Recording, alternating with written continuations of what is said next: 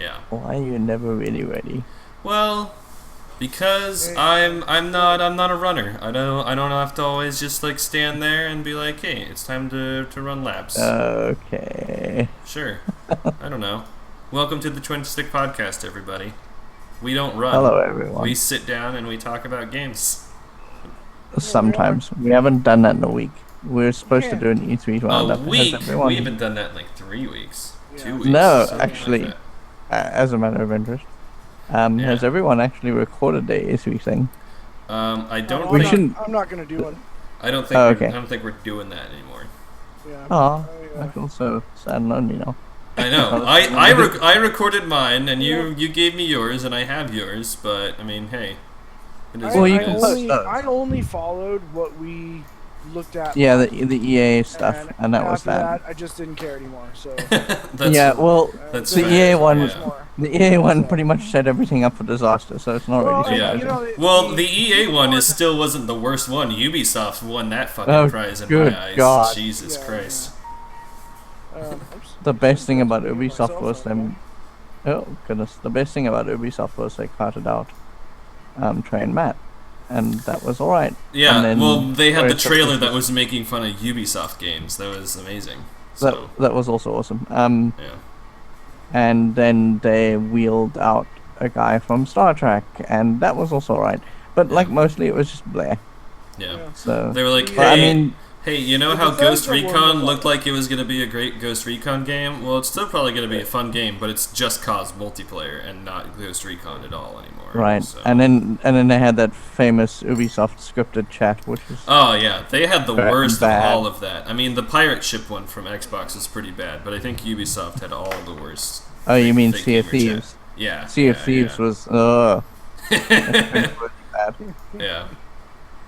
The Anyway. the Bethesda one was all right. The Bethesda panels. Were Yeah, That's Bethesda probably was because fine. Bethesda just didn't show any other people. They were just like, "This is games, off we go." Yeah, they're- well, basically that's essentially what they did. Yeah, and Well, it wasn't like Sony Here's Sony FIFA. was exactly that. Sony was a bunch of trailers. That's all it was. They didn't do anything else. I mean, it was cool. They were great trailers for cool looking games, but that's all they did.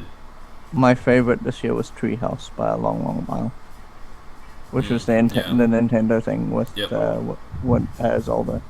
Yeah, Because that was just like, it was just them playing the game and showing it off and talking about it, and that yeah. was great. And it looks like a fun fucking game. So It does. Well, probably I mean, not gonna get. I don't know if it will be fun to watch because it will just be you screwing around, but I think Yeah. it might be fun to play. It would be fun to play, Like, but I'm also unfortunately- still it's a Nintendo product, and they're never gonna bring it on the platforms that matter. No. So. Like, I was watching them play that, and I was like, I don't really want to watch you play this. I'd rather play it. Yeah, And I'd I rather lost play it, interest about halfway but through. then after when I'm like, I'd really like to play this, and then I go, I'm not gonna spend $300 to No. play a video game. No, yeah, right. So because you'd buy the system, and that would be the only thing on the system you'd buy. yeah, I mean Yeah. like. The only other game that I'd be interested on the Wii U is Splatoon, but apparently Breath of the Wild runs. The people that are saying it, they're already having issues with it running on on the Wii U. Like On the it, Wii U, it yeah. clearly Well, needs new hardware. It was probably written for the NX, so. Oh, I there guarantee go. you it was. So. Anyway, Well, yeah, I that didn't bring that, that- to Wii U. that was our quick little recap of our thoughts on E3, I guess. Pretty much.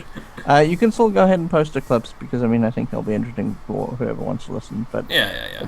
that's our E3 roundup. Yay. Yeah, huzzah. Congrats. We're Twinstiq. We do that kind of thing sort of when we're like not. Yeah, doing you other people who are things. listening to this, you know the shtick anyway. We just fucking talk, so. Pretty much. Today. Ramble, Today we have 3 people, not 4, because Yeah, we were gonna a have friend of 4, ours. but unfortunately. we were, and then one of our dudes ran away to do real life things, and that's more important. Yeah. So we have me. He has a I- life. What a loser. He has a life. Yeah, I know. I mean, why would you want that? What would you? Yeah. what You gotta would go the help. possi- Gotta go help people. God. That sounds so social.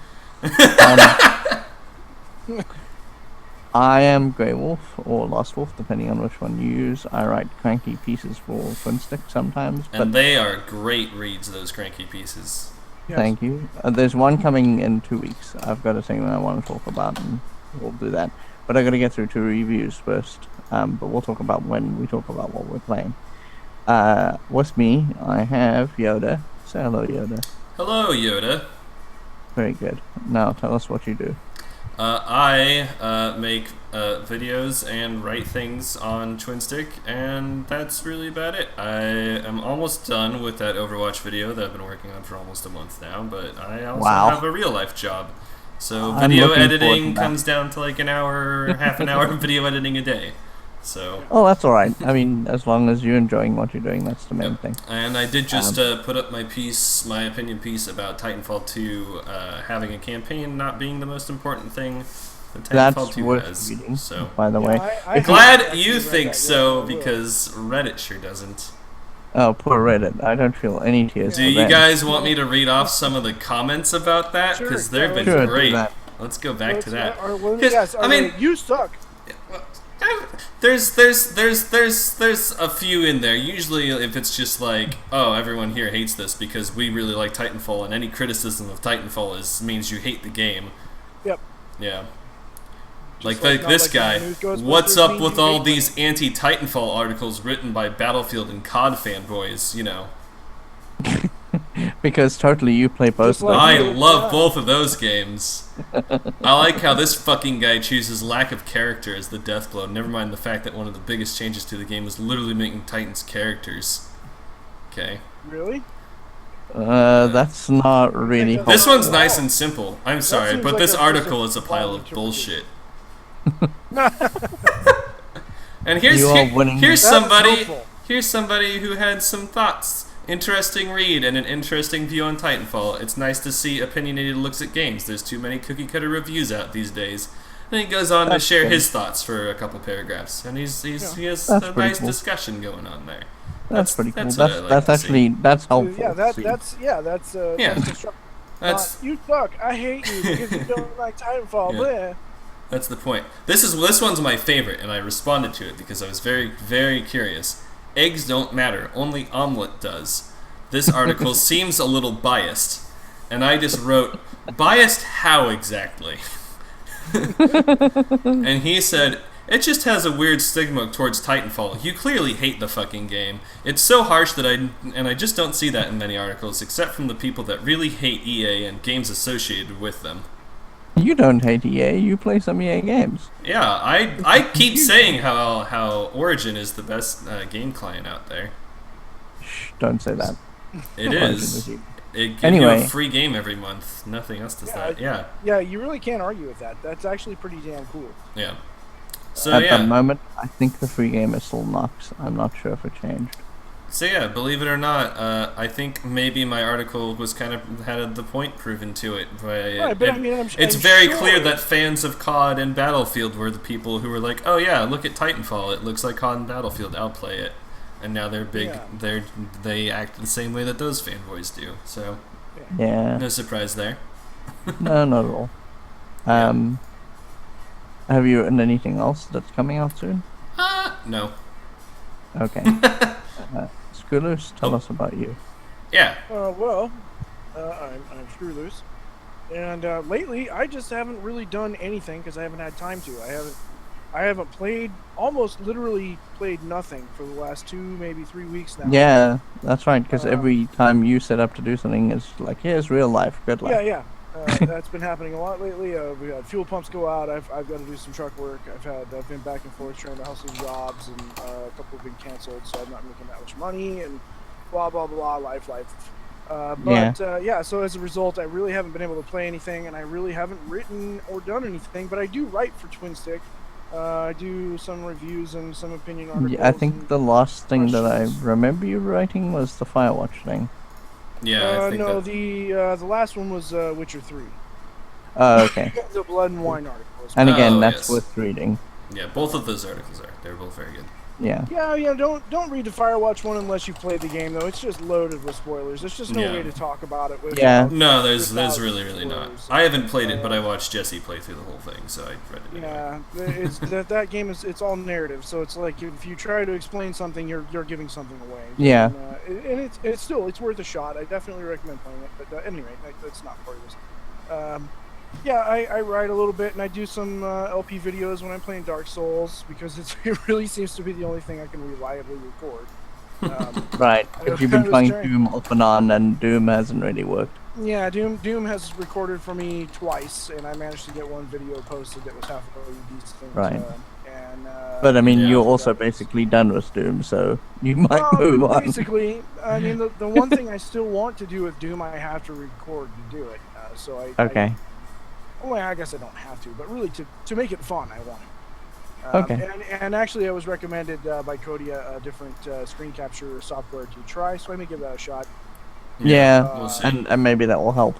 Yeah, perhaps. Who knows? Yeah, I mean, watch the audio levels on it because apparently there's some weird settings with that. I've used this thing for years and I've never had that issue, but all it does is just directly capture your video. So if you had it in windowed mode, and it should record it, but I have no idea. Yeah. There have been games in the past that didn't pick up. It was just a black screen for whatever reason, but.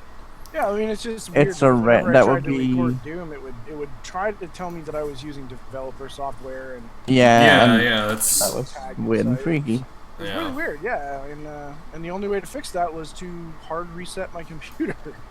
Oh wow, good yeah. lord.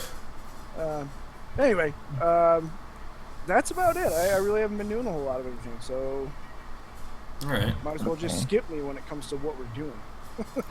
Yeah, no, we won't do that. We'll Well, what are you gonna start playing then? What are you looking to play more? Just more Doom?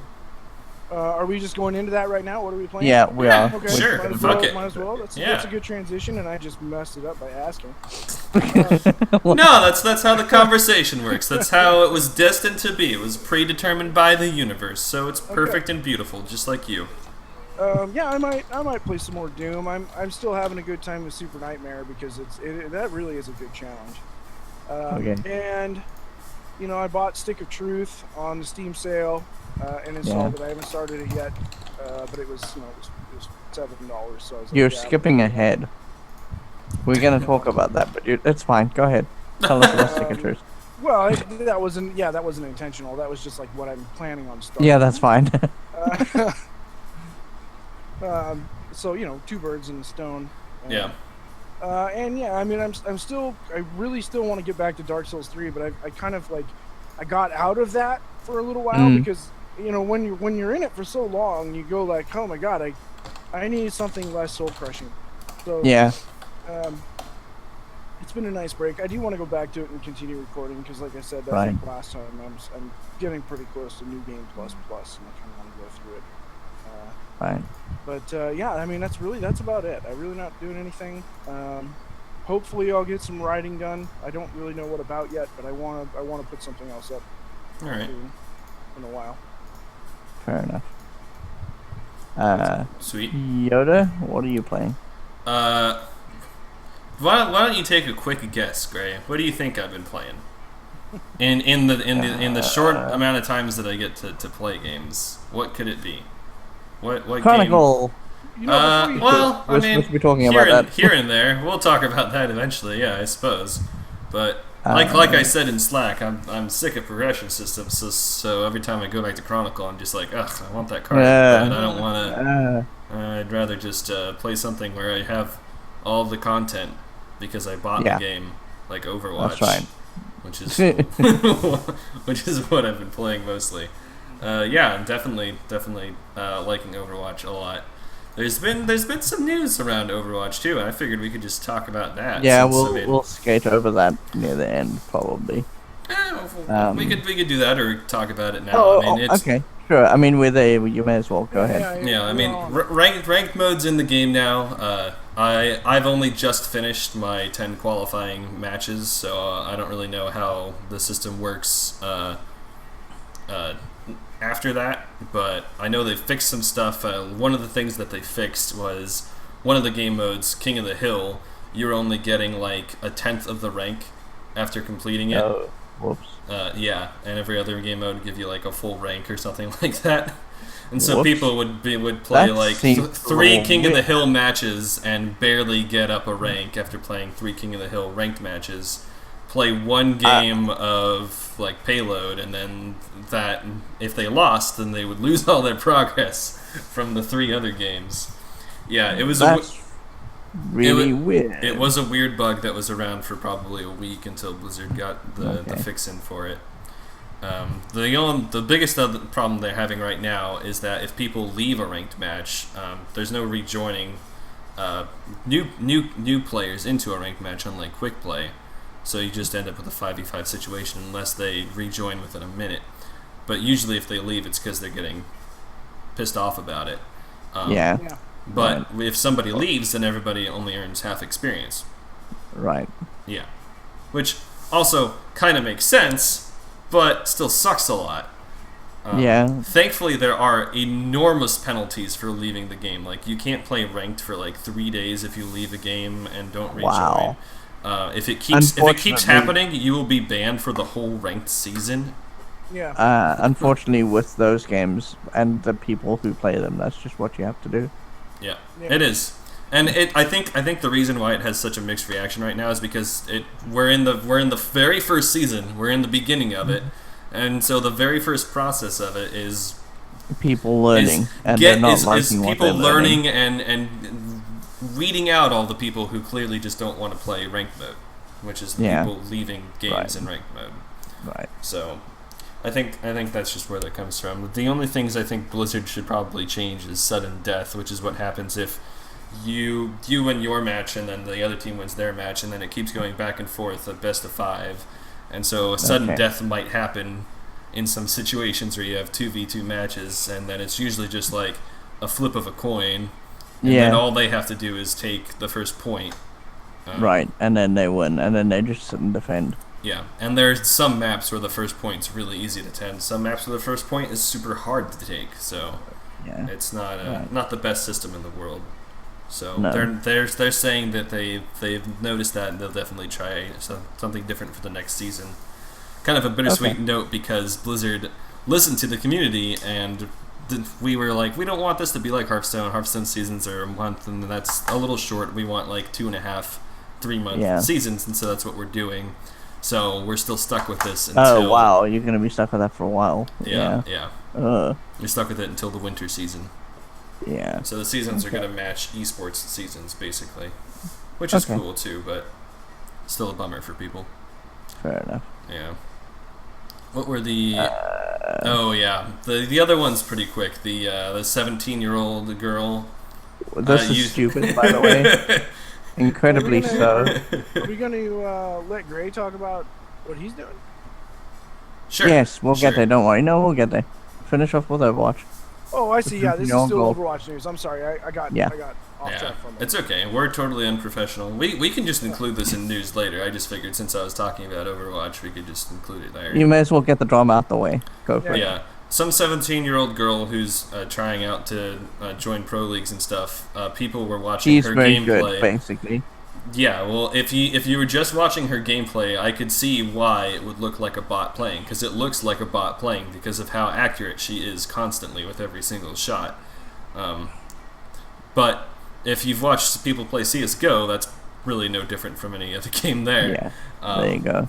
But people were harassing her and telling her, "Oh, well, you need to have a video of you playing, and if this is actually you, then I will uninstall the game and never play again." And I and she picked probably the hardest hero in the game to play, Zarya, and she just wrecked house. Just would 1v4 people, never missed a shot, and everyone was like, "Oh my god, I'm so sorry." So well, no, some of them are being idiots. They're sending her death threats and. That always happens too. That's always fun. So. Yeah. That with a grain of salt, I think, these days. Yeah, that's cool, but yeah, that's all that was. The only other stories were that it's the largest game in Korean internet cafes, beating out League of Legends now. Which Blizzard must be happy for that. Well, yeah, I am, and I'm not, because that means there are people from League of Legends playing Overwatch, and I guarantee you those are probably the same people leaving matches. Pretty much. As next to Heroes of the Storm, League had some of the worst community I've played in the MOBAs I tried. And so I don't really want that to come into Overwatch, because Overwatch's community has been pretty stellar for a Blizzard title. So yeah, okay. And the other news was that someone's reporting that they have drawn in at least $270 million in the month of May. Yeah. That Which- wouldn't surprise me. How many copies would that be sold? No, Something it's like not. 60 See, the million? thing is, no. I don't think it's just copies sold. Oh no, they think have it's also loot their loot boxes, but I'm not sure how Yeah. many people spend a fuck ton of money on that. The whales will. Well, the whales will, but even then, it only costs. I say only. It is Yeah, there you only go, in that's that the it's cheaper to unlock everything faster than most games where you can pay money to unlock things faster. I think it's like if you really want to get everything instantly, I think it's like $300 in loot crates. Okay, so you just spent $340 Yeah. for a game. On something From that you already own, you just have to play the game Yeah. to get it. Yeah, right. That is depressing. Thanks, Activision and Blizzard. Yeah, for well, that. what's funny is that that's still cheaper than a lot of games that do shit like this. I know. Yeah. Sadly. I do think it would be better for people if they could just pay, $10 for the legendary skin that they want and not have to go through the loot crate crap. But Yeah, Right. be able to just get what they want and not have to get random rewards. yeah, that would be cool. I saw a Jimquisition video where his supposition, and he's probably right, is that at first they were developing it as a free-to-play game, which is why it feels like a grindy grind and why you ended up with loot boxes. And they realized that they didn't like the model because it meant that people would have to buy heroes, and because Overwatch is so tied to the heroes, that felt terrible. Yeah. So they decided to change it to be a flat fee of $40, but you could still earn the skins or buy the skins. Yeah. Well, And that's his supposition, and I'd say he's pretty damn right. we know that they didn't even have a progression system when the game first came out, and they were probably looking at doing a Heroes of the Storm by the Heroes kind of thing, possibly. Yeah. But they were also very aware that the mechanic people fell in love with was being able to swap heroes, so they were going, okay, $40 purchase, Get all the heroes. But get you all the can't get- heroes, but there's not going to be a progression system.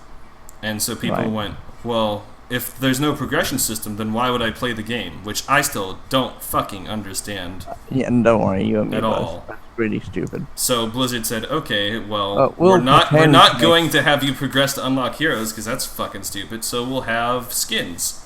Yeah. And you can get the skins by playing the game over time, and we'll have sprays Right. and a bunch of stuff that other shooters do. Right. And so then they went, well, not everybody can play games for 6 hours a day to unlock these things. So if people have extra money, they can just pay money to get them faster. Yeah, I just think and then they were like, the system they picked in order for people to pay it's time, a free-to-play system. is not a system I'm a big fan of. I think No. there are far better ways that you Oh, could, yeah. that you could do it. Outright buying would be better.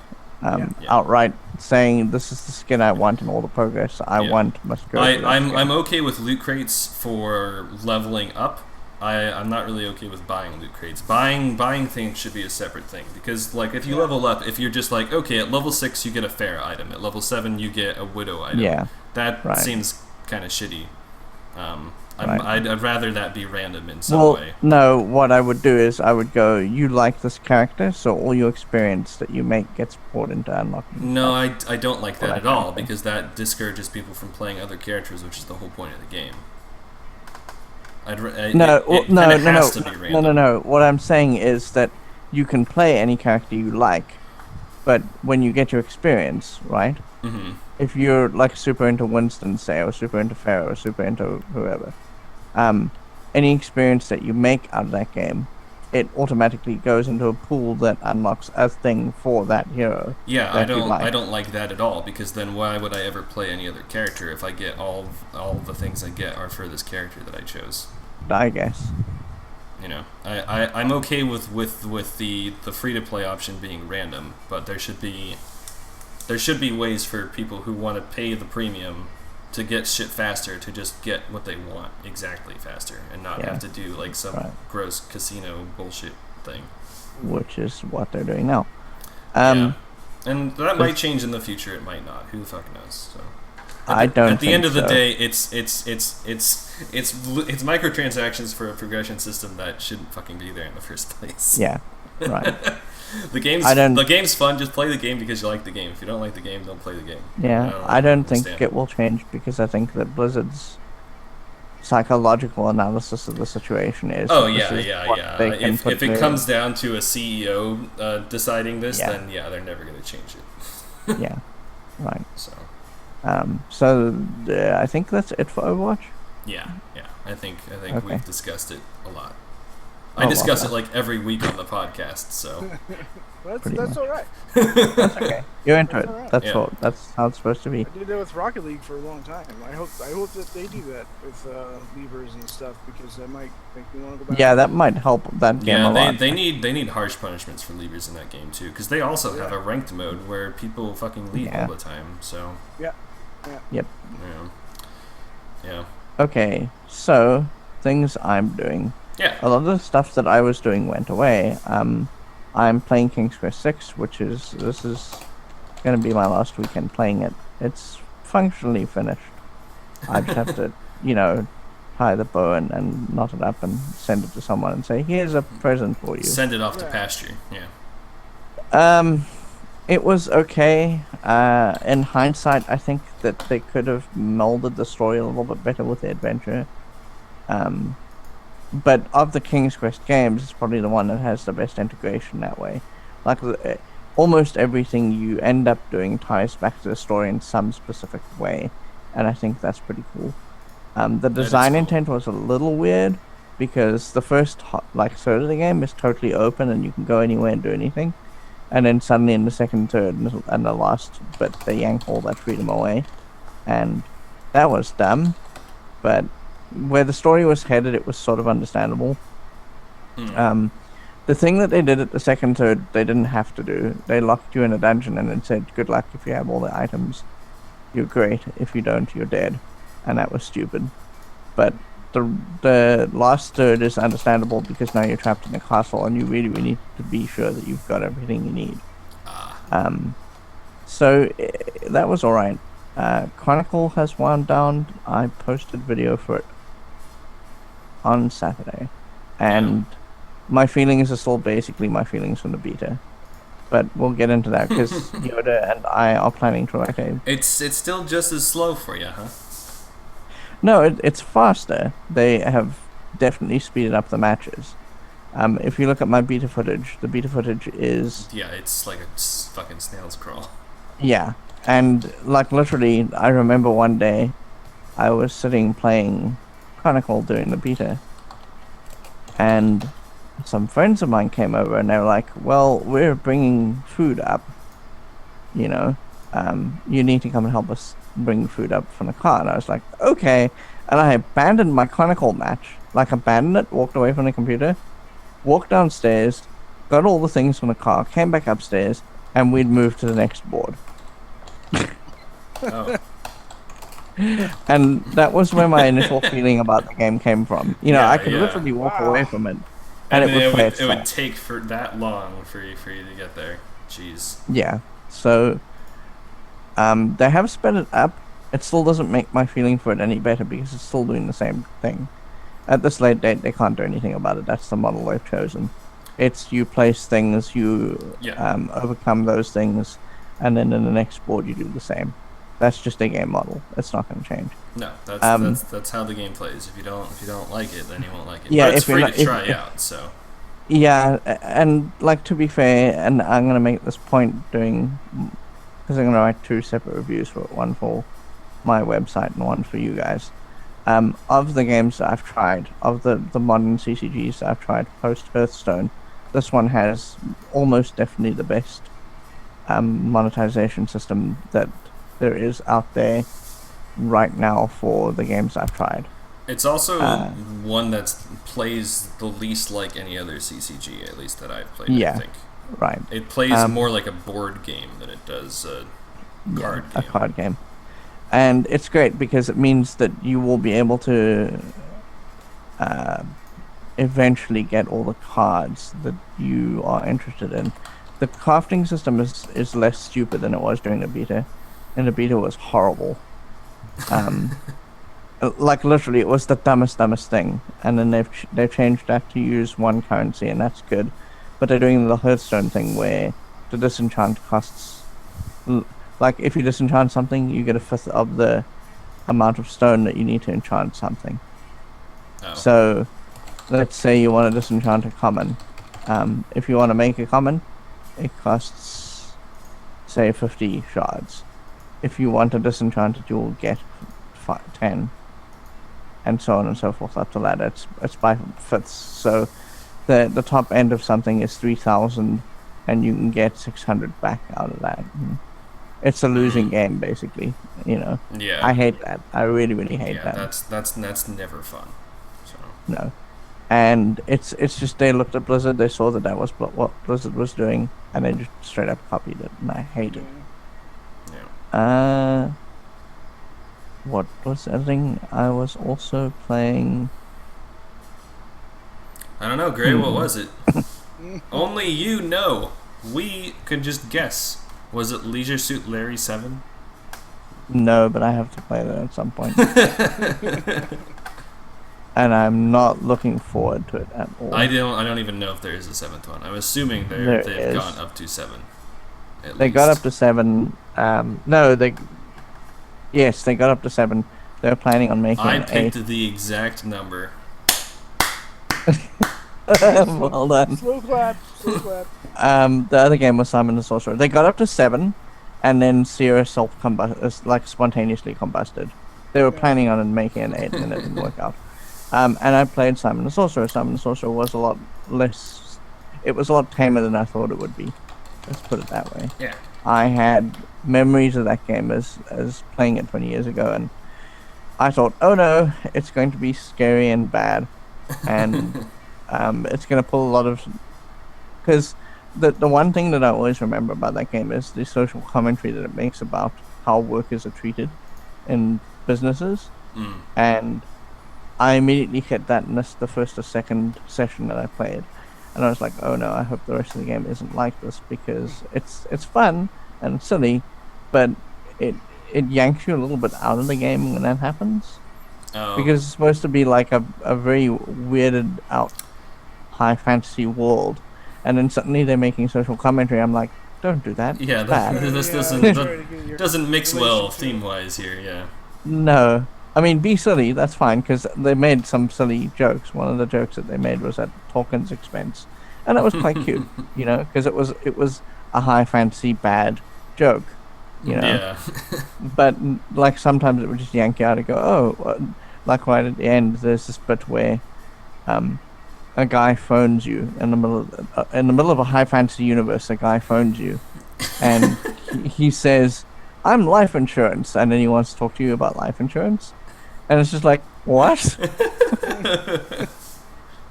Yeah. So makes sense.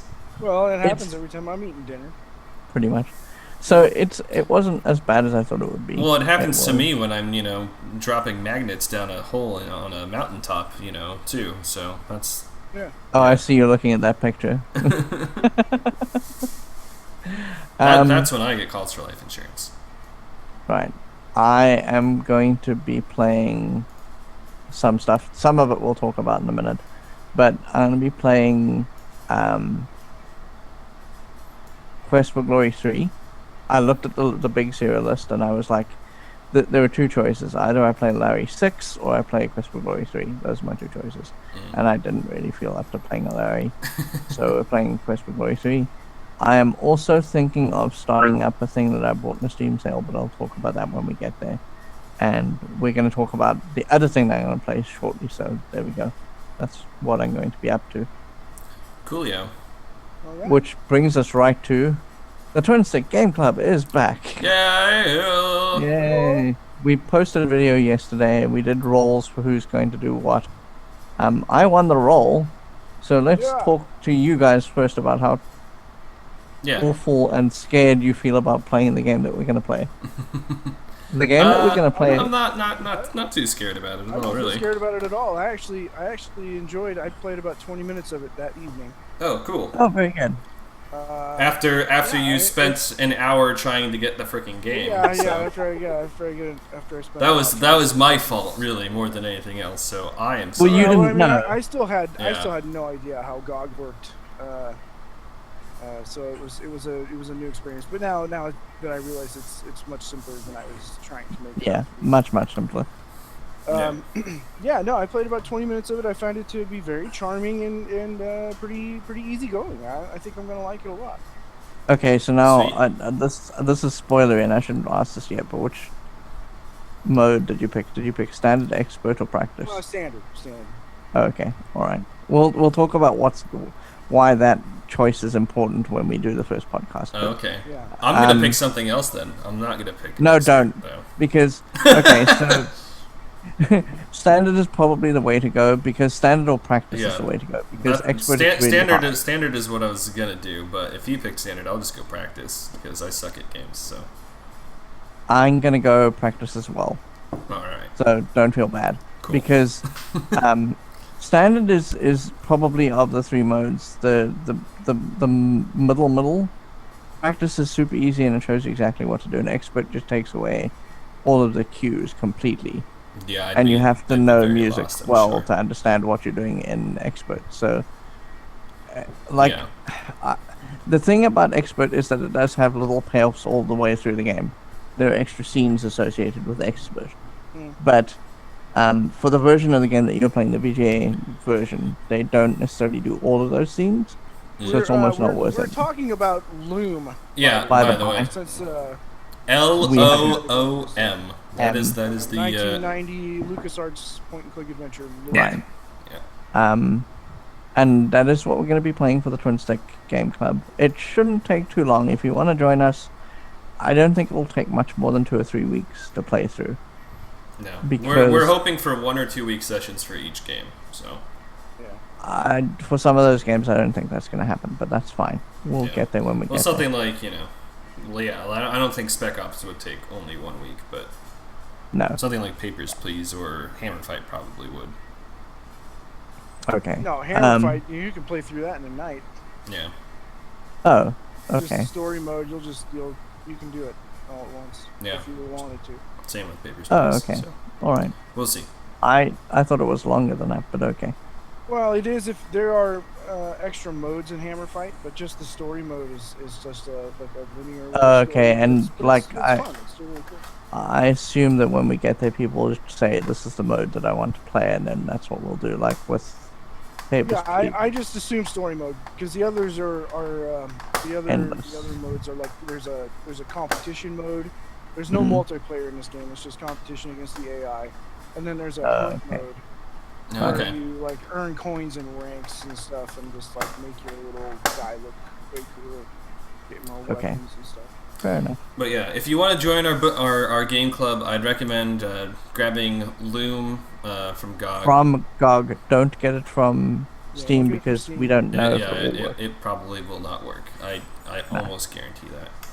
Because the GOG installer, if you buy it on GOG, download the installer from their website. If you do Galaxy, it'll run fine as well. And they'll install all the programs you need to run the game. It uses a virtual machine processor to run, so I doubt that Steam. Yeah, Steam wouldn't do that unless the developers specifically did that for you, which is not too likely because I don't think that they're around. Considering that Disney now owns all those games, Disney wouldn't care. Yeah. So, well, the team I don't think this team was even around at LucasArts by the time Disney acquired them. So.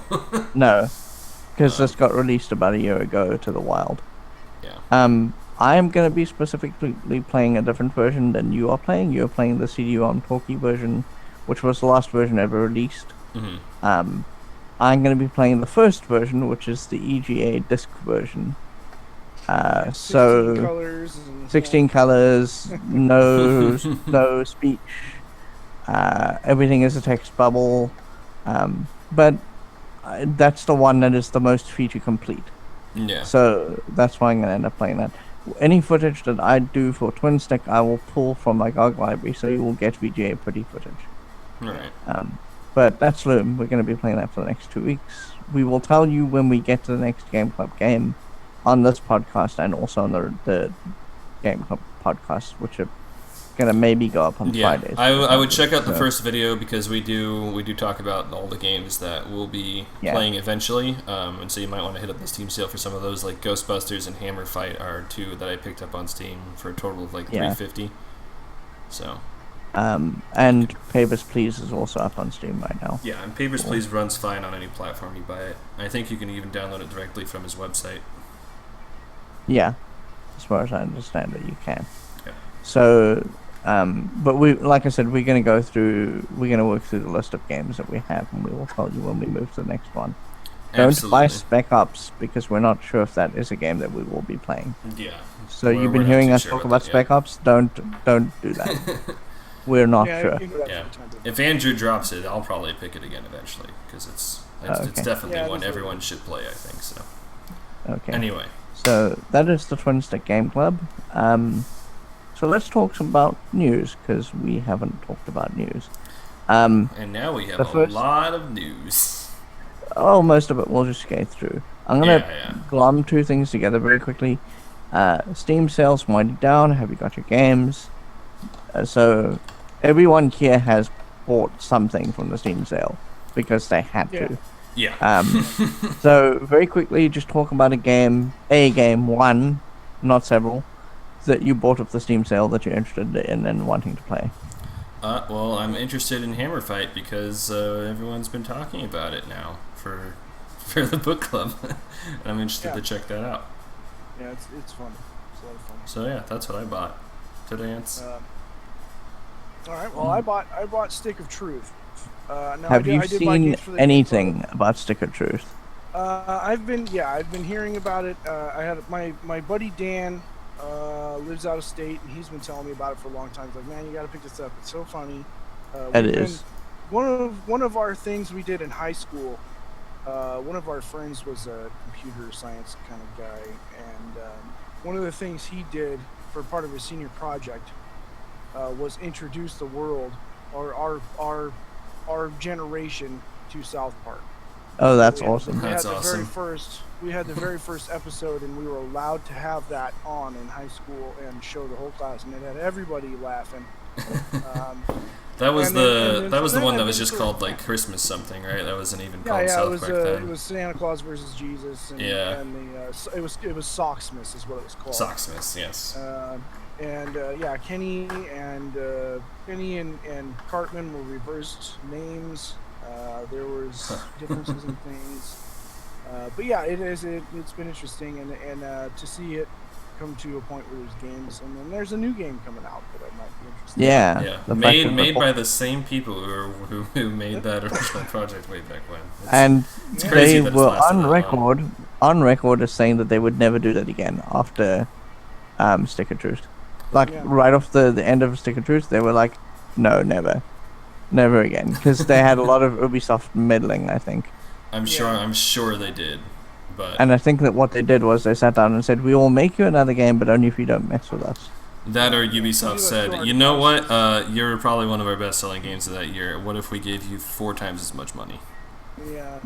Something of that nature. But anyway, I'm interested in starting that up because I think I'm into. I need some humor, some real funny stuff going on. So it's really funny. It is really funny, but it is only a very light RPG. So I'm not worried about whatever elements. I understand it's South Park, and there's not going to be any. Okay. Yeah. There's no seriousness taken. The game still looks like it's a fairly good game despite being simple. It is. So. It is. There's a lot of side stuff to do in it, and I mean, if you want to go overboard, there's little things that you can collect in all kinds of weird other way places. Yeah, you can try to collect every single Chin Pokemon, so have fun. And the Chin Pokemons are there too, huh? Yeah. Some of them are is there yesterday. There are some of them that are in spots where you will want to walk through, and you can only access them once, so just be aware of that. Okay. But most of them are you can go back and forth and go and collect them. Right. So, there you go. You'll have fun. It's a good game. Right. It's fun. There's a lot of old South Park references as well, so if you know the show very well, there's stuff hidden in there for you. Every single there's so many. I'm not even gonna say them. They're so good. Anyway. So it's worth it. Yoda, you wanted to play Hammer Fight, right? Do you want to talk about that? No, because I haven't played it, so I don't know what to talk about. But Yeah. Okay. I'm interested to play Hammer Fight and Ghostbusters as well. That was one that I picked up, and I've been wanting to play for a long, long time. I probably just didn't pick it up because it was in high school when it came out, and I had enough money Right. for like 2 or 3 games a year. So Right. In terms of Hammer Fight, before we go into too much of that, I really do wish there was a multiplayer. But I understand one guy made this, so Yeah. yeah, not gonna multiplayer happen. costs are really expensive. So but the game is giggle-inducing. So once you get started, good. Once you get I'm ready for started at something it, like that. because, So you know, the higher you can turn the DPI up on your mouse, the better and faster you're going to move your ship and swing your weapons. And you can have more than one weapon on your ship, so you're swinging like 2 or 3 things around at once, and you can throw them and pick them up. Wow. It's It's a lot of fun. It's a lot of fun. Right. cool. All right. Okay, so the one game that I picked up on Steam, I picked up some of the stuff that we're talking about as well because I had to, because that's not on GOG, alas. But I am, I have built a Steam library now, and I feel very dirty saying that. You But built a the Steam game that library and a Steam group and curator. yeah, I am the curator of the Twinstiq Book club. game club Game club. Yeah. thing. So do feel free to join us. Like I said, if you just look us up, we're on Steam at the moment. And I'm the curator of that and the guy who runs the group. But the one thing that I picked up that looked very interesting on Steam was a thing called a Blind Legend, sorry. Oh. And I'm going to be playing that for my own channel starting on Tuesday. What it is it's a game where there's no visuals at all, like none. All you have is sound. And the way it works is that you and your daughter are going to go look for your wife who got taken from you.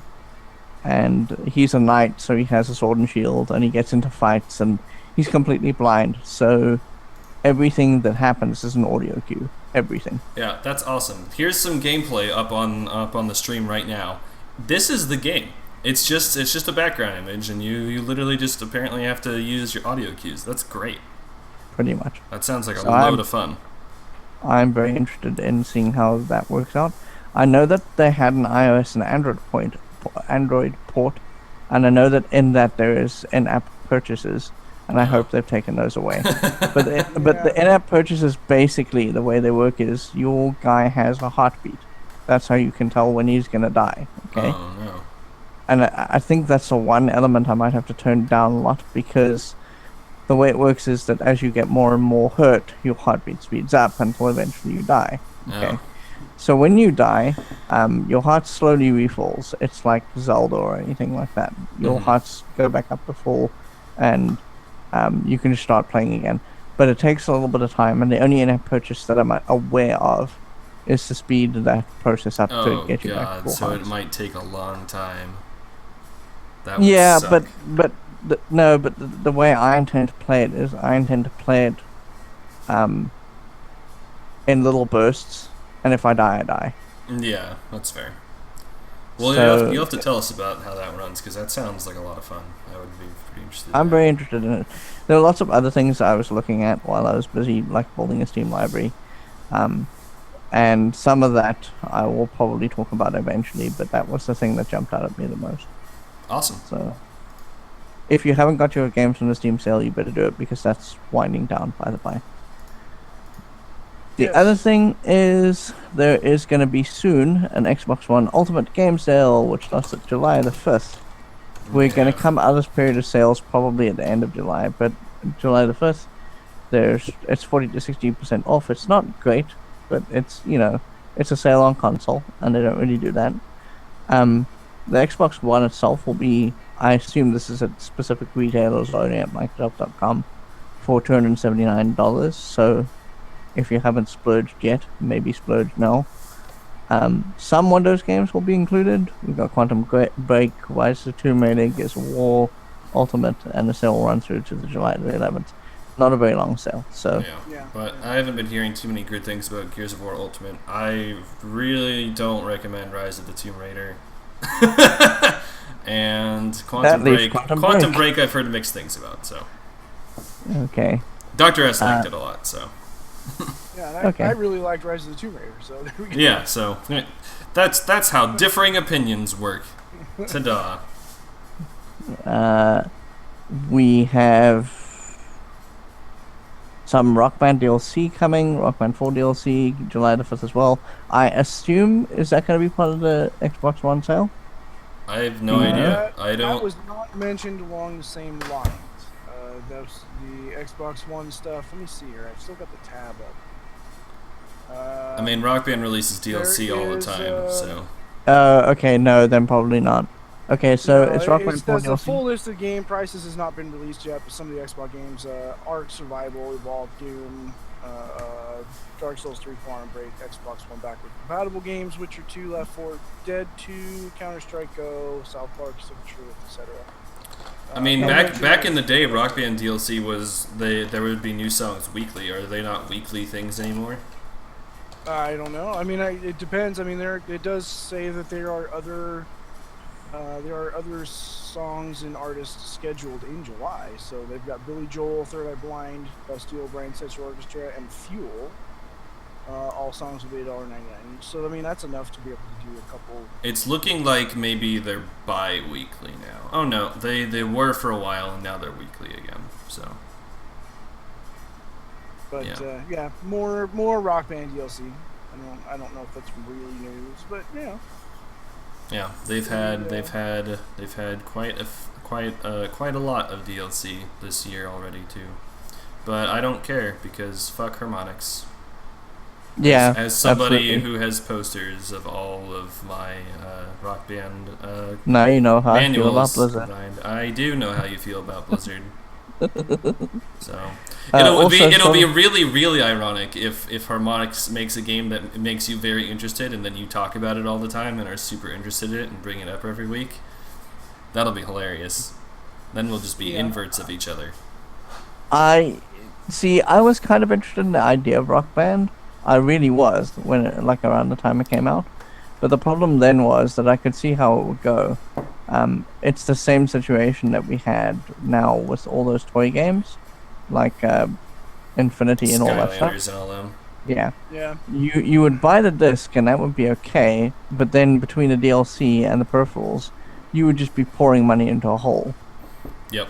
And I was like, I can't see myself doing that. I'm sure Either there are give probably me- people who buy the game and they're happy with the 60 songs or whatever that they get with the game. But Yeah. Sure. eventually you want more. And so I bought a lot And more. the other thing is probably the flip side is true. Like there are COD bros and Call of Duty bros. There are probably people who just bought Rock Band and that's all they'll ever buy as a game. Yeah. And so they're okay with, Maybe. you know... I don't know.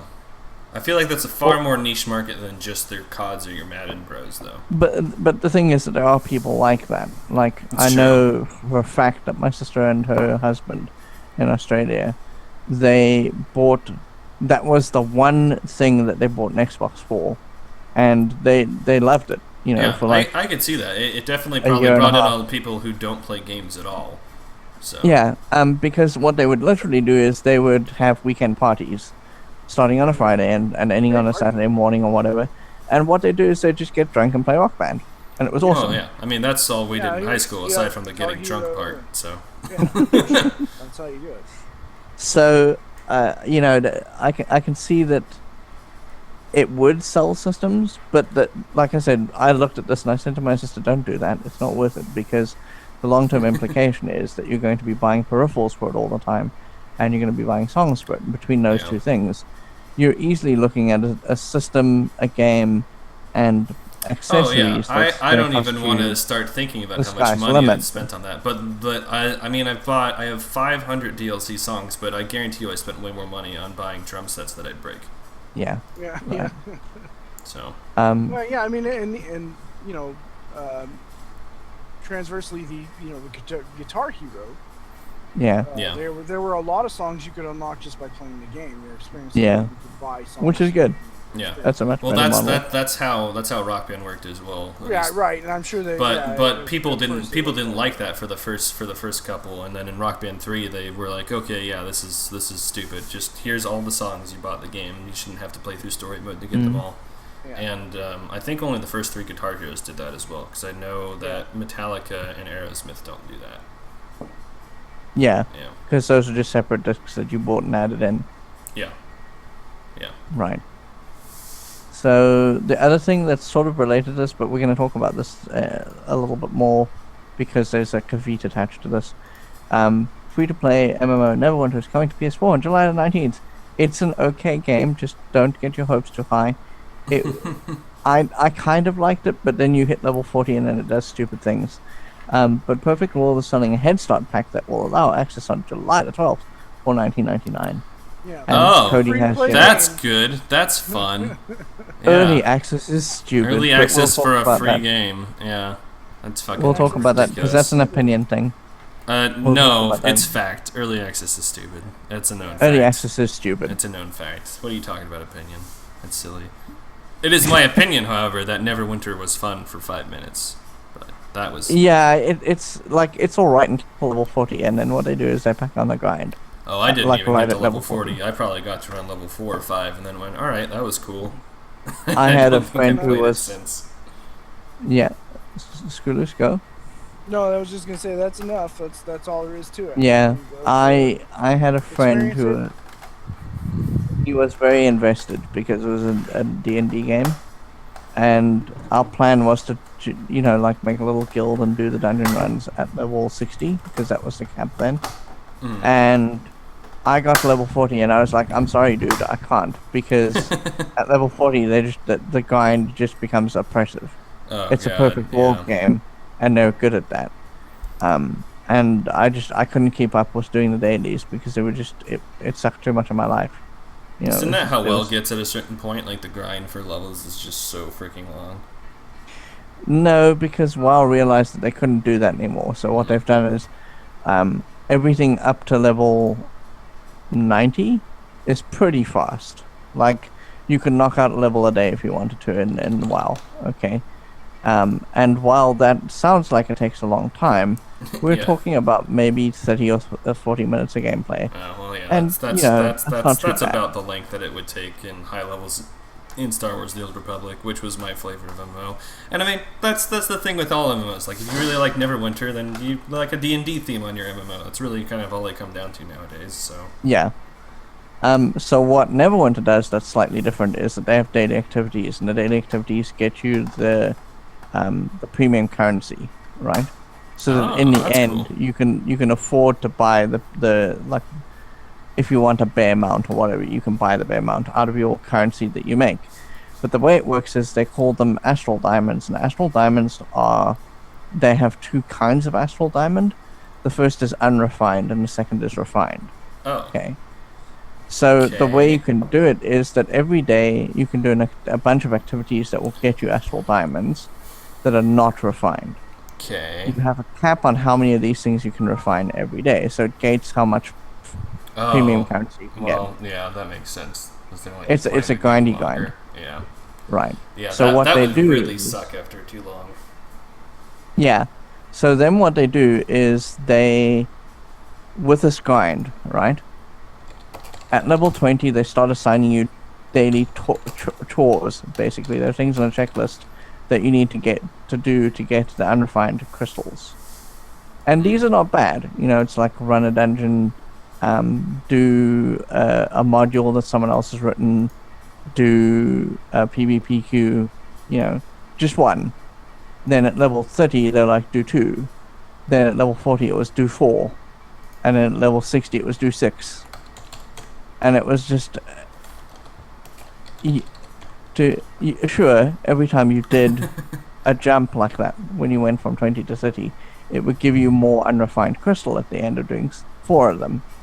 But to go into Neverwinter's dungeons and to do 4 of them back to back is soul crushing, because the bosses are all the same.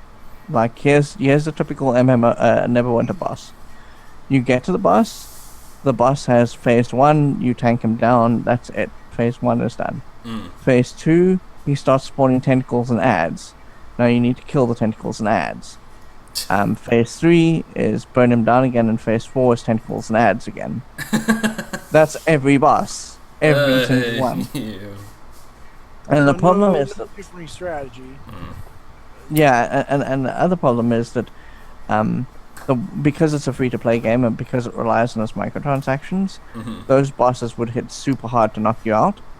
So you had to buy not crystals. You had to buy health potions, and you can only carry so many, and you can only zone out of the zone so many times to go buy more. That sounds like a MMO that got pretty shitty after it went free to play too. SOTOR does that.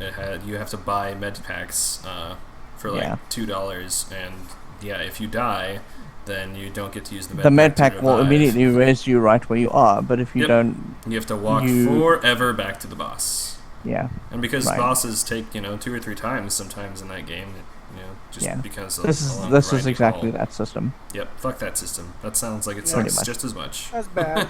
That's bad.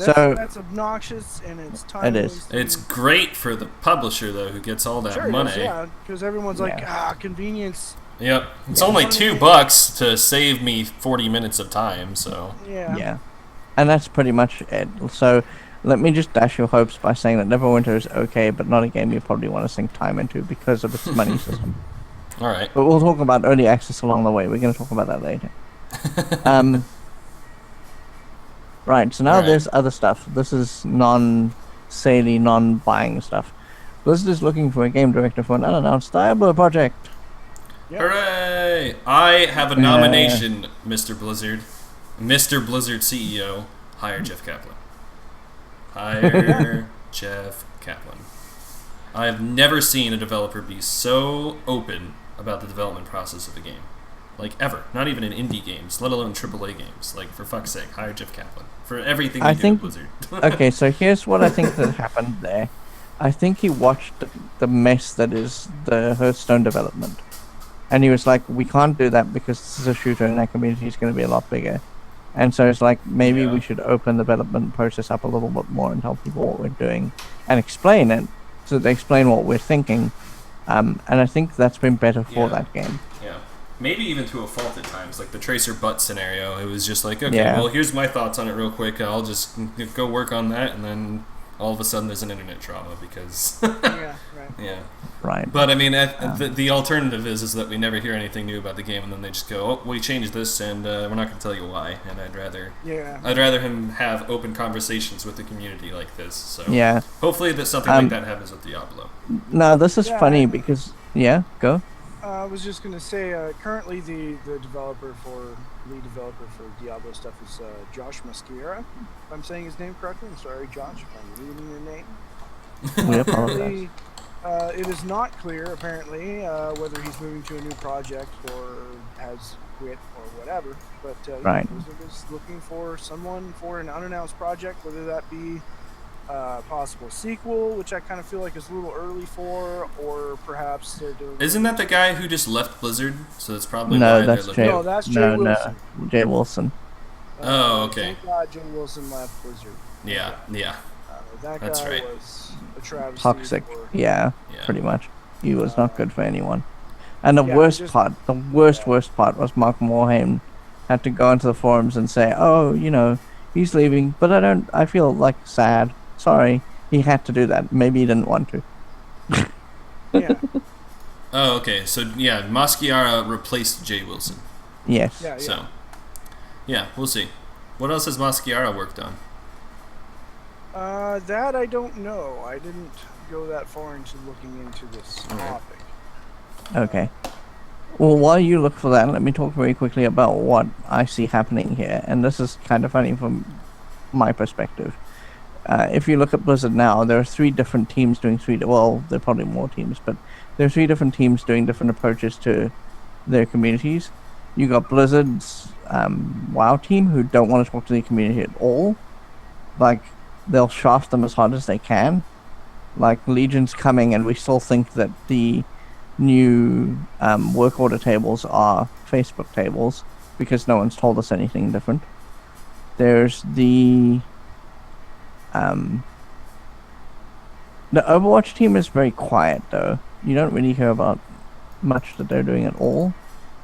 And then Overwatch team? They're the So- loudest they have over there. No, sorry. The Heroes of the Storm team. Oh yeah, no, They're they're very super quiet. And then they're like, "Hey, we like esports," and then they fuck the scene up constantly. Yeah, pretty much. And then you have, in the middle, like the dead center, you have Hearthstone. Hearthstone wants to communicate with you, but only if you accept that you're stupid. It depends who and when they do talk to you, it's either someone like Ben Brode who's pretty straightforward and you can kind of see where he's coming from. That's really rare when he even comes out and talks and he's the lead developer of the game. Right. And then other times And- it's just random shit from community managers going deal with it.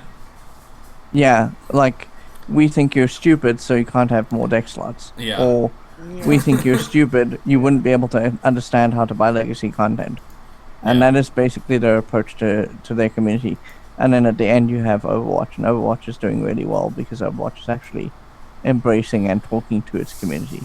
Yeah. And maybe that's an internal Blizzard experiment just to see what's going on.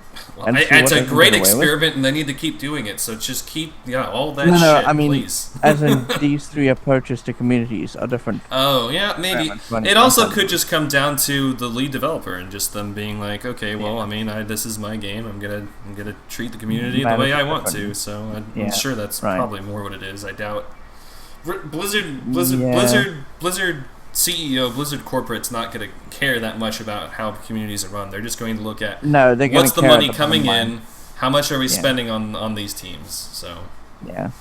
I because don't that's think, yeah. I can guarantee you now that's how Titanfall broke, because they got to a point where they were just like, Just this is Titan, bleeding yeah. money. Yeah. Sorry, just Titan. It's bleeding money. You haven't produced a project. You need to do something, and that was what Yeah, it turned into Overwatch. they probably changed directions on that constantly too, and they were trying to make a new WoW. So I mean, you can't set out to make a new WoW. Probably changed directions a lot too, and that's part of the reason it took so long to be Oh developed. yeah, God, I'm Yeah. surprised I they mean, didn't some cut of that their one old down. versions of it looked like they were perfectly playable. They look just like that. Looked like two did. They look like God. What's the game that we? Path of Exile? Yeah. A lot of yeah, the yeah. early concept art looked just like Path of Exile. Yeah, it looked great. I Yeah. thought it looked cool, and then they changed it and changed it and changed it. I still like Diablo 3, but then it really got bad because Wilson, I think. mostly. Yeah, probably. But I'm not- anyway, I do have some information on Josh Mosquera here. Oh yeah, go. Interested. Sure. Oh, absolutely. Apparently, he got his start designing games in '96 as a writer for White Wolf. He White Wolf. co-wrote Constat. White Wolf for the people who did Vampire. Oh yes. Yeah, Carry on. White Yeah, Wolf. co-wrote. Yeah, they did co-wrote a Mage couple of too, right? games. Yeah. The Tribe, Swords and Sorcery, post-apocalyptic game for DreamPod. Oh, cool. Okay. He also worked in the industry for companies like Relic, Oh, Vicarious cool. Visions. He did some work on Company of Heroes. Oh, sweet. Also Which Warhammer 40K. which company of heroes did he work on? It just says Company of Heroes. I Oh, don't okay. know. Okay. Right. Maybe the might first be the one. first Mm. Sweet. Oh, Opposing Fronts. Oh, that's probably the best one. Um, That was a he worked THQ on, with Relic, yeah. 40K Dawn of War. He worked at Ubisoft for 2.5 years as a creative director for Far Cry 3. Oh, awesome. That game Joined- was great. Joined Blizzard Entertainment in May 2011 and has rose to the lead designer for console version of Diablo 3. And as of June 2013, became the director of Diablo 3 on all platforms. Oh, so he was the guy who made all the balance changes for console, which is what they then imported to PC when Reaper of Souls came Right. out. Yeah, okay, so And he's the guy who knows what he's doing. Yeah, he fixed Yeah. Diablo. Yeah. You fixed Diablo. And, And also, by the way, if you're in the market for buying Diablo, I'm not going to tell you this because I hate Blizzard, but buy console version. Oh because yeah, you can it take the console version offline. yeah, and it runs great. You can play it couch co-op. That's the first Diablo I ever played was couch co-op Diablo 3 on PlayStation 3 with Aaron. It was There a you go. whole So- tons of fun. Yeah. And then it just says in 2016 he left Blizzard Entertainment. So it seems like he is gone from Blizzard. He Oh, interesting. No longer there. Whoa, wait, so he left after he just got promoted? That doesn't make sense. Well, he fixed it. So I don't know. Maybe he has something else in line, and Yeah. perhaps they're just looking. And for that's someone why to- they're looking for a new game director? Yeah. Yeah. Where'd you get that stuff from? This is Wikipedia. That's what it sounded like. Josh Mosquera, Wikipedia. Josh Mosquera. Okay, it's pretty interesting. Wiki. Just basic information. 2016. He left Blizzard Entertainment. All right, let's click on your source for that one, buddy. This is an unannounced Diablo project, so my assumption is that maybe it's probably another like expansion. Well, the author for the source Yeah. on him leaving was the article saying they're looking for a new game director, but that article doesn't ever say that he left, because that's the article I was looking at. So maybe he's not really gone. Yeah. Yeah. He probably looked at Moved to a different the article project or something and like saw Wilson recently left Blizzard, because it's highlighted, but it's Wilson who left Blizzard and not Mosquera. Okay. Confusing, but who knows? Yeah. Yeah, why they wouldn't? Well, anyway. Yeah, I mean, I wouldn't be surprised if he left, because if he's not there, then why wouldn't they just have him be the director of the game? Sounds like he had some pretty good ideas for Diablo 3. I mean, unless he just is on a different project now. I mean, maybe even Overwatch in some fact. Or, well, the other thing that I'm thinking is they're saying unannounced Diablo project. You're saying that it's a expansion. The Wikipedia was right. My thought. The Wikipedia was right. In an email to Polygon, Blizzard confirmed that Mosquera has stepped down as director of Diablo 3 and is no longer at Blizzard. Okay. I wonder if there were some creative differences there, and he was like, nope. Yeah, Sorry. Blizzard was like, "You're not fixing it the way we want you to fix it. It's not making enough money." Yeah. What do you mean you want me to put in a fucking free-to-play system in Diablo 4? They're gonna fucking hate you for that. I'm gonna leave. No, what do you mean I have to put the auction house back? Yeah. Oh god, that would be the worst fucking thing that could possibly happen. Well, good luck finding a new job, Mosquera. I'm sure that it won't be very hard for you. It sounds like you're a pretty fucking smart dude. Yeah, so. you sound like a fairly intelligent fella. Yeah. Yeah. Anyway, that's the idea, and I mean that's my speculation is that it's most likely an expansion. They just need someone else to head it up. My thought I don't is think it'll be Diablo 4. No, that's true. I don't think so. Not at this point. My thought is maybe they're going to try and do what the Bethesda people are doing, which is where they're cranking out side projects for things like Fallout and Phone. Oh god, yeah, and they wanted him to make a mobile game for Diablo. Yeah, like Fallout Shelter. Yeah, so they'll I make can like see that. Blizzard Blizzard seems to be experimenting with small games right now, and it's worked out for them. I mean, after Hearthstone blew off the map, they were probably like, "Yeah, we don't need a Titan. Why don't you guys work on a small game?" They were like, "We've got an idea for a shooter, and it won't be very expensive." And Jesus Christ, that worked out for them too. So I'm sure they're just looking into smaller projects, so I wouldn't be surprised if they wanted to do a small version of Diablo, be it mobile or not. So, I don't know. And the other thing is Blizzard moves really, really slowly, so maybe they've looked at the mobile market now for years and gone, we need to make money that way. Yeah, but I don't know why you would do it now. That market's already bursting. I know, that market is that market is burning up in flames. That market, oh my god. Wow, it just needs to go away. Okay, can we talk about something other than this Diablo thing? Yeah, okay. I think we discussed it pretty well. Newsy things. These are all sort of opinion-y things, so they're going to spiral out of control. But let's start with Oculus gives up on headset exclusivity. Oh god, this is great, and it's also stupid. Okay, okay. Do you want to go with this or Orion? Because Orion's a shorter story. Oh, let's do Orion. So that's definitely a shorter story. Okay, Orion's a shorter story. Orion tries to steal other assets from Activision and then gets caught. So. Yeah, but then, after they got caught, they were saying that Activision is just trying to come down on a poor little indie developer who just wants to make a game. And unfortunately they're wrong because they did steal the art assets. Yeah, I've got a thing paused here. It's pretty. I mean, sections of the gun are literally copy pasted. I mean, they probably didn't steal the assets directly from them because I don't know if you can even extract the models, but. Whoever the modeling team they clearly looked at these guns and used either concept art from Call of Duty or were just trying to replicate how they looked. I mean, I don't know. Okay, so let's start from the beginning. Orion is the developer that makes which game is it? It's I think it's called the Orion Project. Is The game. Orion Project, okay. And this guy's been trying to get this game off the ground for 4 years, right? Yes. So, at the beginning of this whole saga, he was just like a poor indie who got stomped on by Activision because Activision said, you need to DMCA this, you need to take it away because you're using our stuff in your product.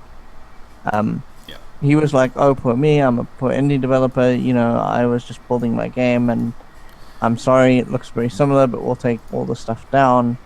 And then it turned out that not only had he stolen the art assets from that, he had stolen all kinds of other art assets from, like, a lot of different places. Oh, I didn't hear about that part at all, but that doesn't surprise me. No, but I mean, if you look at the thing that you originally linked, he has, like, a game logo for his game, and the logo looks like it's literally ripped from somewhere else. From what did I it? link? Where did I? Oh, this was like a while ago. It was in Slack. Okay. Yes, we use Slack. That's how we talk. Yeah, we're slackers. I would have to scroll up a lot, but Well, yeah, don't worry about it. I'll deal. I'll listen to you talk.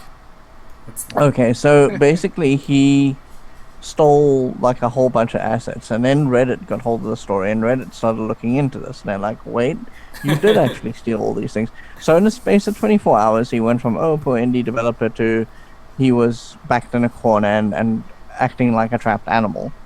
Yeah. Oh no, he changed his story constantly. I don't know why you would ever lie on the internet. It's pretty easy to just... I don't know, it's so easy to get caught out. Google even has image searches for these fucking things. So you just look up similar images to your shit. Yeah, so I don't know why you would do that.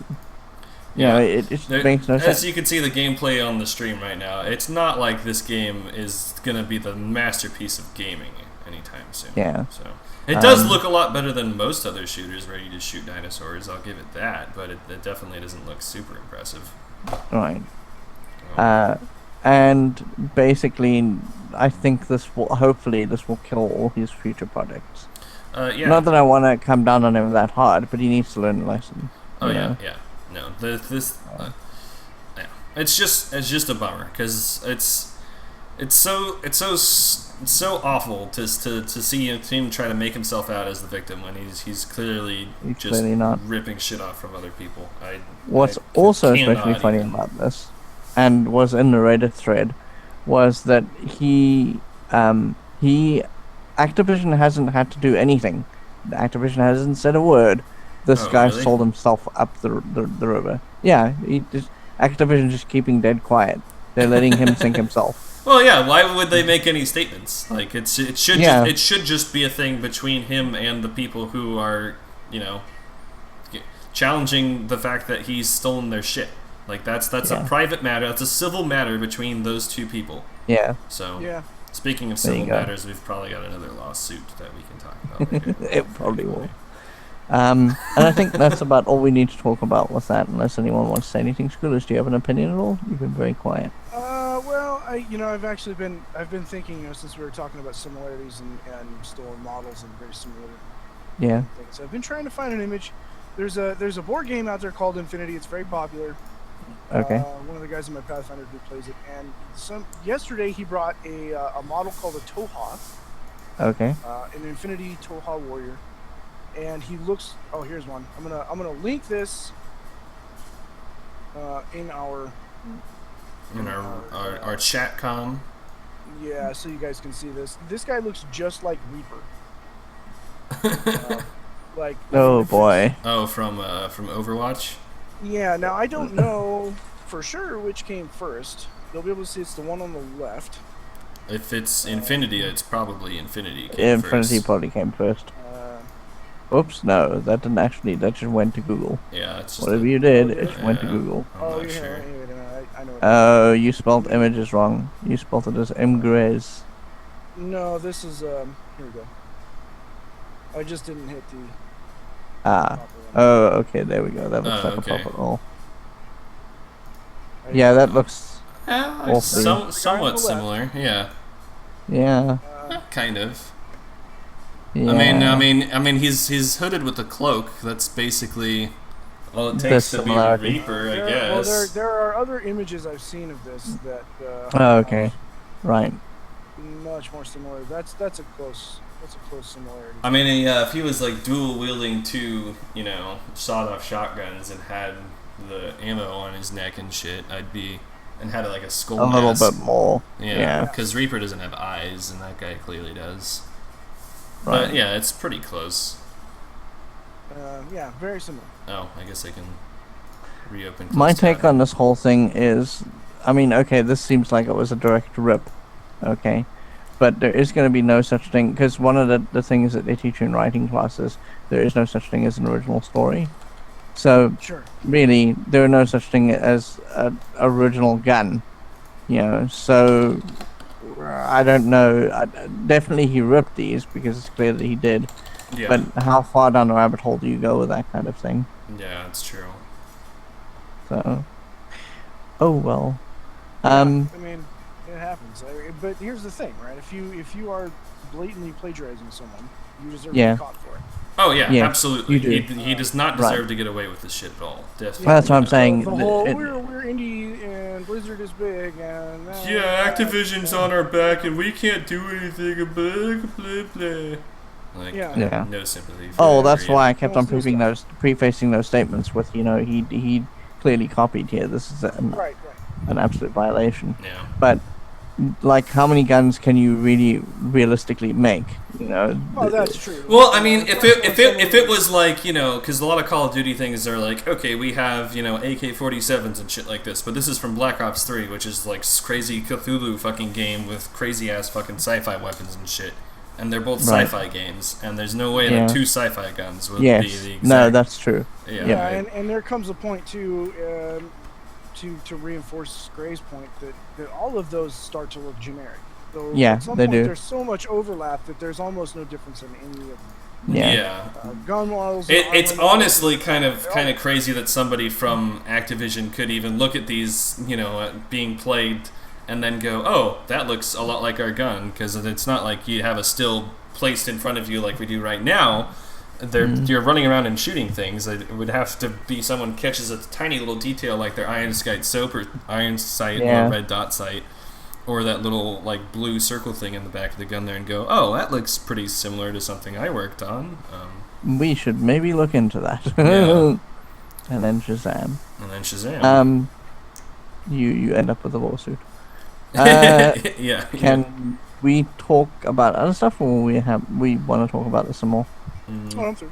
I'm good. Okay. Fuck those guys. That's the closing. Yeah, statement, that's. I suppose. mean, what you're doing is wrong, and you just need to own up to it and be Yeah, a man. yeah. Yeah. Don't hide behind. Yeah, don't be a Don't dickwad. hide behind silly lawsuit. Don't be a dickwad. Right. So this is probably also going to be short because none of us have really played this. But Mighty Number 9 is a mess, like a complete and total disaster. Yep. Yeah. But the question is, here, is Kickstarter to blame? And I'm going to say no, not really. No, but that's what I'm seeing a lot online is people coming out and going, "Yeah, see, Kickstarter is the worst idea. You shouldn't kickstart anything ever." And I mean, if you think that if you kickstart something you're going to get a game out of it, then no, you should not kickstart anything ever because you don't understand how it works. Kickstarter is a donation. That's it. Maybe you will be rewarded for your donation sometime down the line. But you are donating to something because you like the cause. That's all Kickstarter is.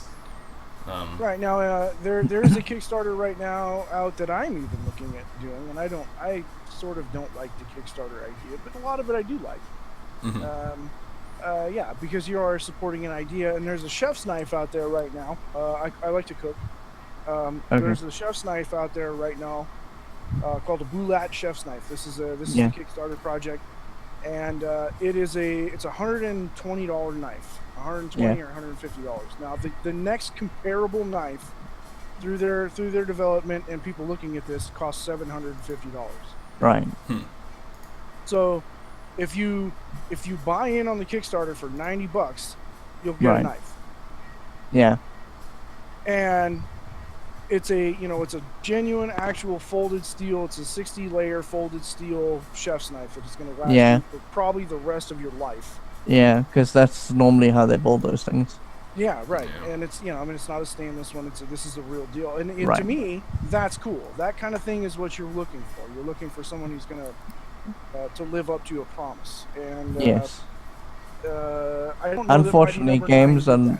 yeah, games are not like that. You can't make. I mean, I rag on, and I do it a lot on Broken Age, but to be fair, when Tim Schafer sold that to the public, he sold an idea. He said, "I want to make an adventure game like I used to make." He didn't tell Yeah. us anything about the adventure game. He just said he wants $40,000. He'll make a Yeah. moderately interesting adventure game. That's what he wants to do. He hasn't Yeah, done and it in a while. I'll be honest with you. I liked Broken Age.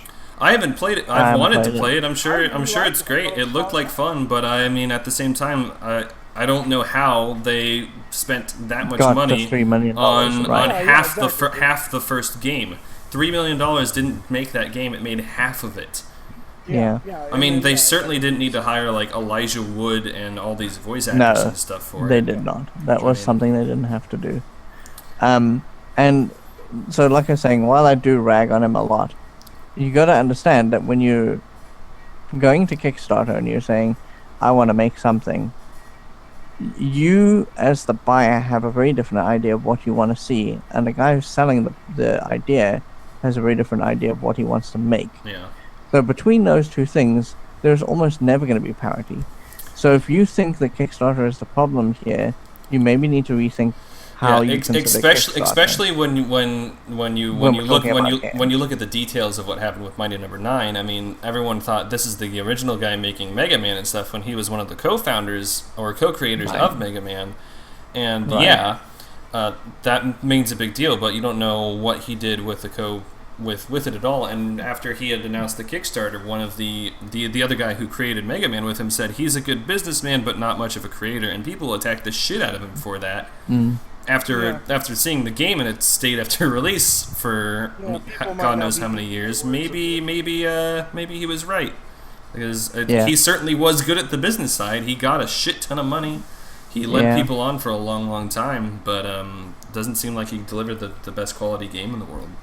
Yeah. I didn't follow Mighty Number 9 a lot. I'm a big Mega Man fan. Those were some of my favorite NES titles. And I didn't follow Mighty Number 9 a lot. We talked about it a long time ago during podcast Yeah, with we did. Trish. Yeah. Yeah. And there was, some talk here and there of it, and I was like, yeah, I'm curious to see what happens.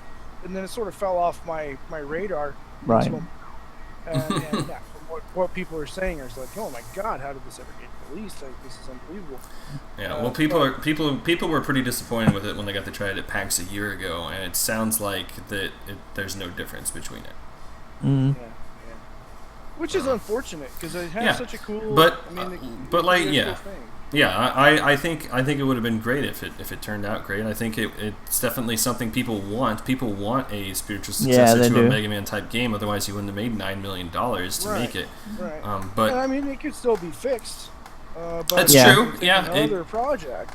I mean, look at Another Diablo 3. Again, we rag on that game a lot, but it's in a much better place now than it's it in a heck was of at a better release. state now. Yeah. So, yeah, but yeah, anything is people possible. didn't blame how AAA games development worked when Diablo 3 came out and wasn't up to par. So I'm confused as to why people are attacking Kickstarter so much when we've had so many great successful games come out of Kickstarter. Good stuff. All it takes is for one gigantic flop like Mighty Number 9 for people to just put the system down Right. entirely. Yeah. And Well, I don't think it's a people perfect don't system at remember all the good. either. Yeah, but yeah, without Kickstarter, we wouldn't have all the great CRPGs renaissance No, that we've been I mean, having lately. we've got, Wasteland like, 2, Divinity Original Wasteland 2, Sin. Divinity, yeah. Divinity The for new sure. Bard's Tale's coming. Yeah. We got Shadowrun, which is Yeah, kind of an Shadowruns RPG. were yeah, they're definitely RPG. And you think they're about great. Well, the I mean, first one you wasn't mentioned- really. You mentioned Divinity Original Sin, and that's so popular they're making another one. yeah, Yeah. yeah. So And they're yeah, they're going awesome. back to Kickstarter for it because I mean it worked out. It worked so It's well. So, totally yeah, why successful not? for them in the first place. Yeah, sure. Right. So it can work. I mean, you just need to, as a person putting down money, you need to sit down and manage your expectations because Yeah, right. Don't put down something you're afraid to lose. It's like gambling. Oh it yeah, is. yeah. I mean- It's You're not gonna get that charity. money That's back. all it is. It's charity. You're Yeah. donating to a cause. That's all Look at all literally those all it people is. who Yeah, look at all those people who poured money into Elite Dangerous and into Yeah. You what's the are other not space game? entitled to a game that you kickstarted at all. Yeah. So Oh yeah. Yeah. that's why I never kickstart. I was just You never know watching what you're gonna watching a thing the other day, and people that were saying that the best Kickstarter project ever was what's the big one? Star Citizen. They're saying that's the best Kickstarter ever, and I'm like, okay, but it's not out yet. So wouldn't the best Kickstarter ever be something like Divinity: Original Sin that's out and worked? Right. Super popular. Yeah, like what do you mean Star Citizen's the best Kickstarter game ever? It's not out yet. Yeah, and not out at all. on top of that, like the last time I made this joke, you're going to be waiting for that game for the rest of your life. Oh yeah, absolutely. You can spend $1,000 on ships for that games all you want because people are doing that. Yeah, I have no sympathy for those people. I don't either. I have even less. Like Omnibus, right? Was that Kickstarter too? But what I don't know. Yeah.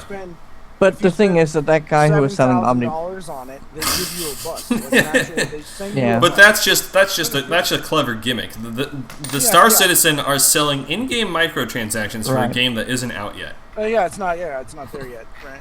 Yeah. And like I said, it's probably never going to come out. Or when it comes out, it will be so broken that people won't recognize it from what they kickstarted. Yeah. So, anyway. Okay. That's Mighty Number 9 in Kickstarter. There you go.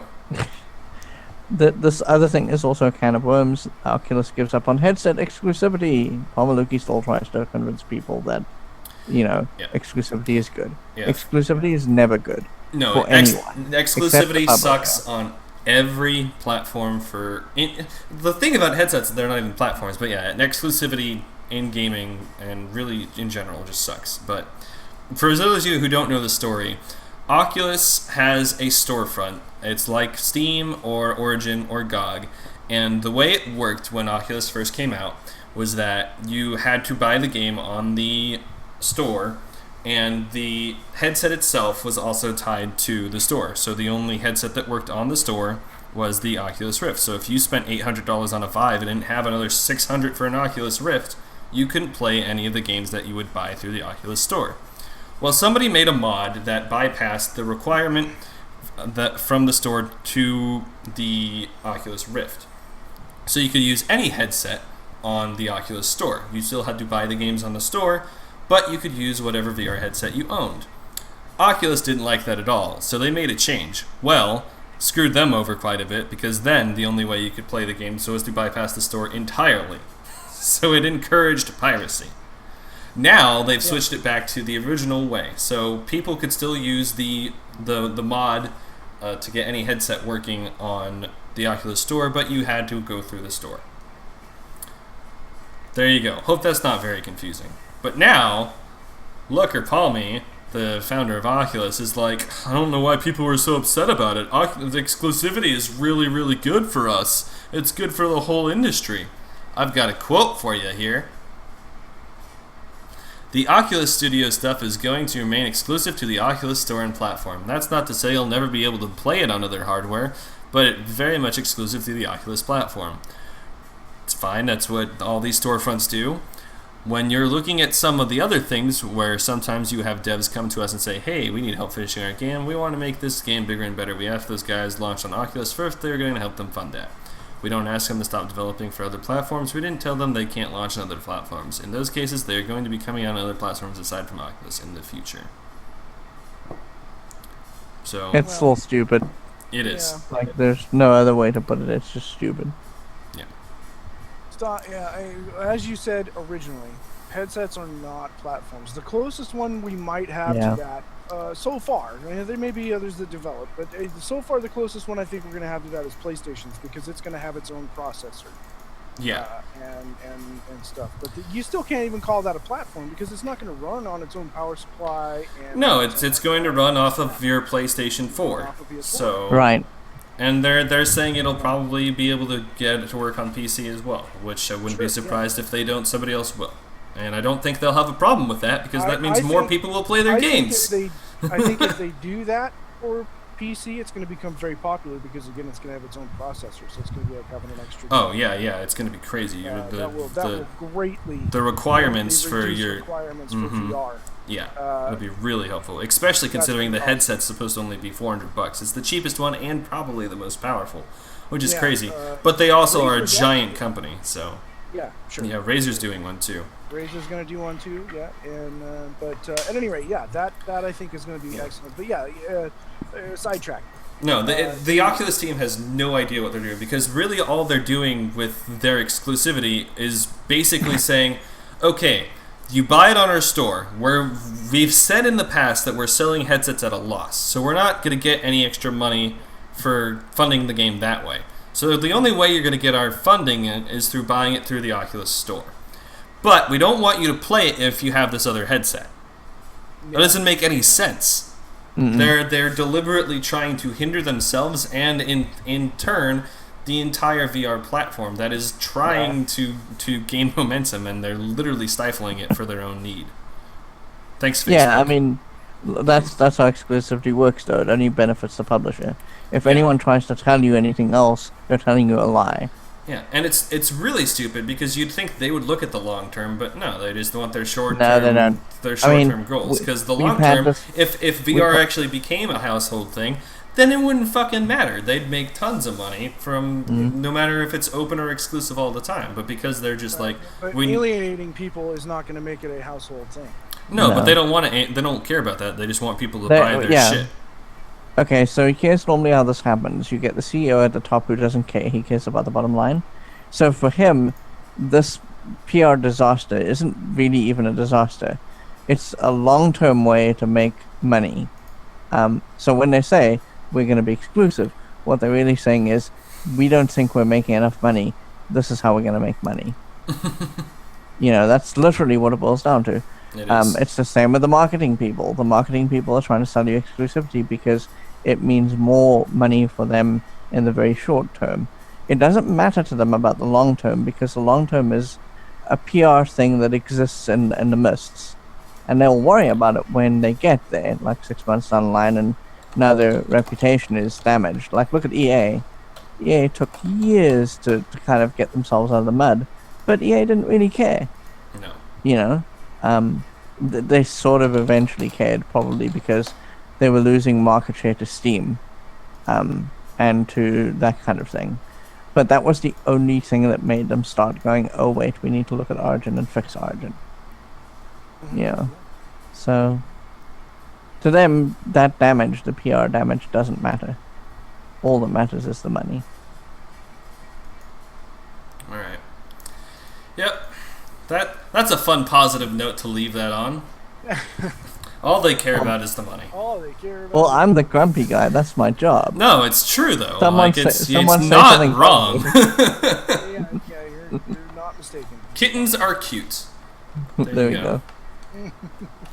Okay, so do we want to talk about this a little bit more? I think I've had my piece. Okay. So swinging back a little bit, because I said that we were going to talk about it. We were talking about Neverwinter going on to PS4, and we were going to talk about how early access is stupid. Yeah. So let's just very quickly touch on that. Early access is stupid from like multiple perspectives, but probably the biggest perspective is that it's you're giving money to a developer just to play the game early. Yeah. Yeah. That's probably the sum of it. It makes the decision even more dumb. Right. When you're choosing to gain early access to a title by paying for it if it's a free-to-play game. Yeah, and it directly discourages the developer from finishing it, because they're already making money with what they've made. Yeah, right. And any changes they make to the game might upset the community. Right. So. And also in this case, we're talking about an MMO, and in this case, it's if you buy early access. And it's not like a new MMO. It's an MMO that's been around for years. At this point, yes, it's been around for 3 or 4 years. Yeah, right. So basically, they're reselling a free-to-play title. Yeah, right. It's not even like how early access on Steam works for games that aren't finished. It's literally just, hey, you want to play the game earlier than everybody else. Yeah, on this It's platform. not even. It's not even early. It's air quotes early. It's 7 days. Yeah. You can wait That's 7 true. days. Yeah, and play that's- it for free that's- and that's not a- spend $20. Yeah. There's the name of the podcast, air quotes early. Air quotes early. I'm changing it. I will go change because the podcast name was podcast episode 38 special. Hold on, Loose-stiq. Okay. See, somebody got it. Uh, Air quotes early. um. The one yeah, question dead that air. I What are we have, talking about? can Neverwinter players on PS4 play with PC players? I doubt it. That's the one Oh, question yeah, that I have about don't this. know. I highly That's something doubt I it. didn't even look at or think about actually crossplay. I would imagine. I'm gonna say no, and I would imagine and not. Yeah, I think it would benefit them to do that, but I think that if it's going to be a free to play game. no. But you see, the reason why I'm saying no is because so the way PvP works in Neverwinter, right? PvP is all set up around using your mouse and being in line with people and then shooting them, okay, with your ranged abilities or whatever. Yeah. And there's no tab targeting at all, none, right? So the PC players would have a much bigger advantage again in the PvP system because they would be able to take their mouse and swing 180 degrees very quickly to hit someone behind them, where the people with Yeah, right.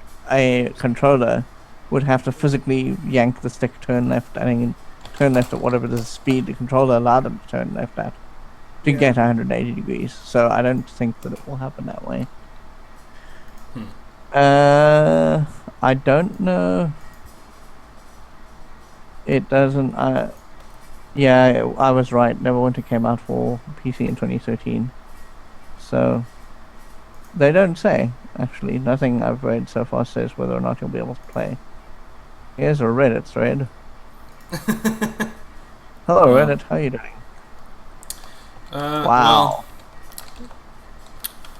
I mean, so yeah, that kind of early access is stupid, but I honestly don't think it's as stupid as actual early access on Steam. Early access is very stupid. Like, don't even get involved. You will end up in a situation where you have bought a space-based DF9 and you will have instant and then I regret. just go, fuck it. Half-finished game, and the developer goes, "Thanks for all that money." Yeah. Bye. Yeah, while they That were was supposed to nice be to working do. on Broken Age Part 2, by the way. I Yeah. wonder Yes. where all that money went. I can't imagine. Can't freaking imagine. Hey, that reminds me. There was something about Fig having issues with Oh yeah? Do tell. I am all ears. Fig had issues with money. Yeah. I gotta see if I can find this. I meant to put this up as a topic earlier. I'm gonna search it real quick. Okay, well, Alright. while you do that, I think that we are probably gonna start winding down because we're at 2 minutes. Do you actually want to talk about your We've been opinion talking writing for games difficult? 2 whole minutes. Almost. 2 whole Yeah. minutes. Yep. 2 whole minutes. Do you still want to talk about writing for games is difficult? We can, or we could save it for when we actually have our writer, who's an English Oh, teacher. that's true. He's not here with us today. Yeah. That's true. Let's save it. Okay, so while Screwloose is fishing for things, tell us, you only bought the 2 games on Steam, right? You only bought the 2 games that you needed to play in the Game Club. Yes, those are the 2 games I bought on Steam. Have you played just Ghostbusters at recently. all? I have not played either of them because I bought them Friday. And How it's big Sunday. a Ghostbusters fan are you? I love the Ghostbusters a lot. I'm not as huge a fan of 2 as I was when I was a kid. Okay. Because now when I watch it, I see it less as Yeah, a you fun see it for what it Ghostbusters is. adventure and more of a, okay, this is really them trying to recreate lightning in the bottle. Yeah, it really is. I haven't watched 2 in a long, long time. I watched 1, and I remember just being, again, as an adult, and I remember just being very, very put off by Bill Murray's character. Because he's just not a nice guy. Oh my god. Well, yeah, Um, no, not really. So, what I think I'm gonna do before we wind up to Ghostbusters is I'm gonna watch the movies again back to back. All right, And yeah, then- because it's supposed to be what the third movie is supposed to Yeah, be. So, yeah, exactly. definitely have to do that. And I might catch an episode or two of the animated series, but I watched that long ago, and I just remember that. Yeah, I didn't watch much of the like- animated series as a kid either. So I did like the only what thing I watched, that I though. remember about the animated series is Egon's hair. Because when he wore, Yeah. the way like twirled and then went straight. That's the only thing I remember about his hair. But the rest of it's like, I don't remember this at The all. only and I don't know- the only thing I remember from the animated series is when they fight the boogeyman in Igor's closet, and he talks about how the boogeyman is the reason why he became a Ghostbuster. Okay. So Which is basically makes sense. I mean, that's why Ghostbusters was surprisingly a hit among children when it was supposed to be an adult comedy, was because it gives you an answer to actually fight against the scary thing under your bed. yeah, So right. So The internet is being pretty dumb here. I can't seem to find anything about it. But basically, the What is idea the here. internet dumb? Fact is, Fig was having some issues. I was hoping to actually find some facts on this, but I'm gonna try and tell it from memory. Fig has apparently had some clerical issue that now states through I believe, I don't know if it's, I think it's FTC, says that they're licensed incorrectly and can no longer accept. I am on board with that. I am on board with that. FTC writing super hard. I don't know for sure now offhand if I have that 100% correct, but there was an issue and I was just like laughing my head off. Okay, yeah, there's a Gama Sutra article about Fig still awaiting SEC approval to pay out investment funds to developers. Yeah, Oh, so wait, so developers aren't getting their money? developers aren't getting their money. That's Whoa! I'm sure Tim Hasn't I'm this sure been around Tim for a is- long time now? Like, how have developers not said anything about this? They love Tim. Everyone loves Tim. It's confusing. Oh but my everyone God. loves him. Wow. Yeah, I know that Kevin Smith had his friends who were making the Jay and Silent Bob game for him. They did it through Fig, unfortunately. But I wonder if they Oh, got that money for I'm it. sorry. Jay Yeah. and Silent Bob, you didn't take your own advice and just do. Well, the, he doesn't know anything about video games, but No. I don't know if you've seen Clerks 2. No, I haven't. Okay, well, there's a new character in that, and he's hilarious, but the actor who plays him is the lead director of the Jay and Silent Bob beat-em-up game that they've been trying Okay. to work on, and so they needed crowdfunding money. And everyone loves Oh, Tim, okay. so they went to Fig. Yeah. I am now you've roped me in, and I'm looking too. Here, I'll send you the link. That's sweet. Yeah, I found the campaign. Yeah, they barely made their goal.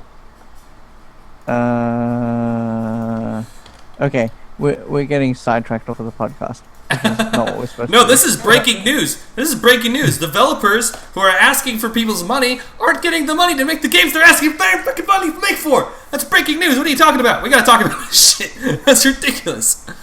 All right. Yeah, it's pretty Oh my simple. god. Oh, there we go. Yeah, Justin Bailey that's breaks down the possible. updates to Fig's SEC filing.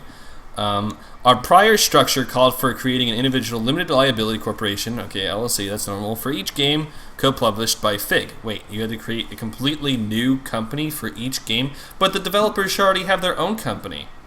That doesn't make any sense. Yeah, No. this was. What fucking lawyers set up their fucking legal shit? That's stupid. First A off, lawyer that wanted Tim to get more money. oh my god. Now proceeds from the sale of game shares for multiple projects will go into the working capital of Fig, which will manage the distribution of funds to developers as part of our publishing business through development advances. Okay. Oh yeah. This is very messy. Very Yeah. messy.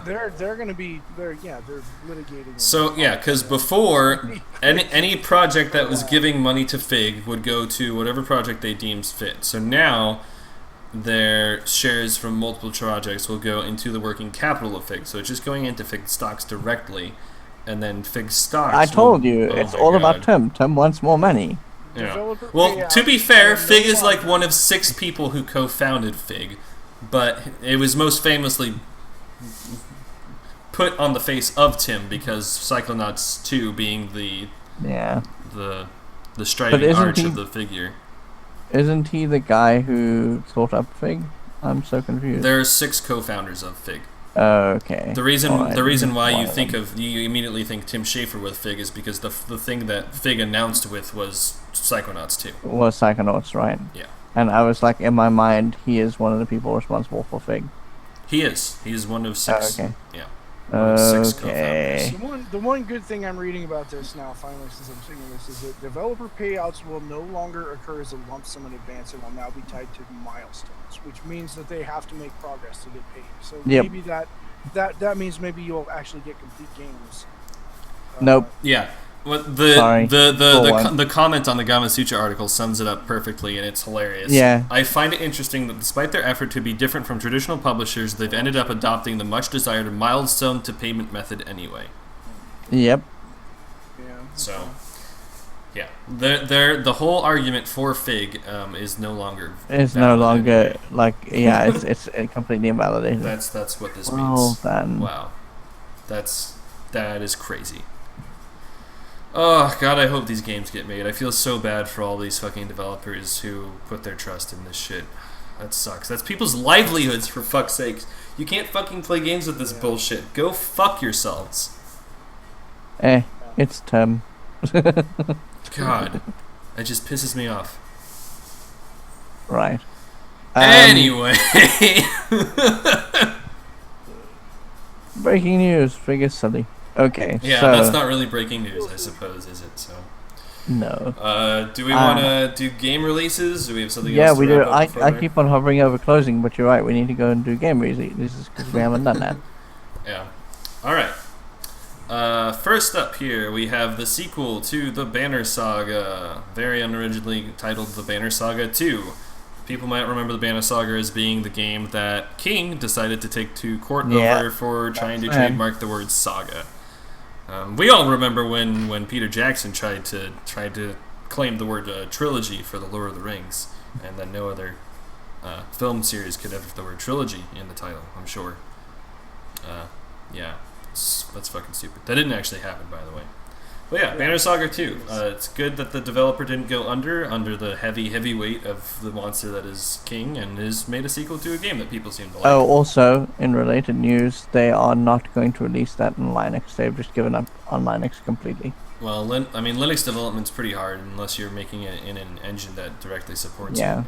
The only reason they gave you a Banner Saga 1 on Linux is because they promised it in the Kickstarter. No, they're just like, no, we're not going to bother. It costs a lot of money, too. It's definitely... I personally like Linux more than just about any other platform, especially now that Windows is spyware. But there's just not a lot of support for it, so it's... Right. Yeah, it's a double-edged sword in that aspect. Next up, what do we have? We've got... somewhere. Energy Hook. Alright, let's go look up Energy Hook. I got gameplay up on the stream, but I haven't looked up what the game is. Energy Hook, from the inventor of the acclaimed web-swinging movement in Spider-Man 2! Come to the extreme sport of the future! Swing on a line of pure energy and platform, death-defying stunts and insane parkour moves! Oh my god! Oh, it's an early access game. Do you want to give us the rest of the topic? Because do you want to go and give us the rest of the list that you're looking at? Because oh my god! I might have to buy an early access game. Oh my god! The web swinging in Spider-Man 2 is like one of my favorite things. I fucking love that game so much. This is the guy who made that mechanic, made his own game.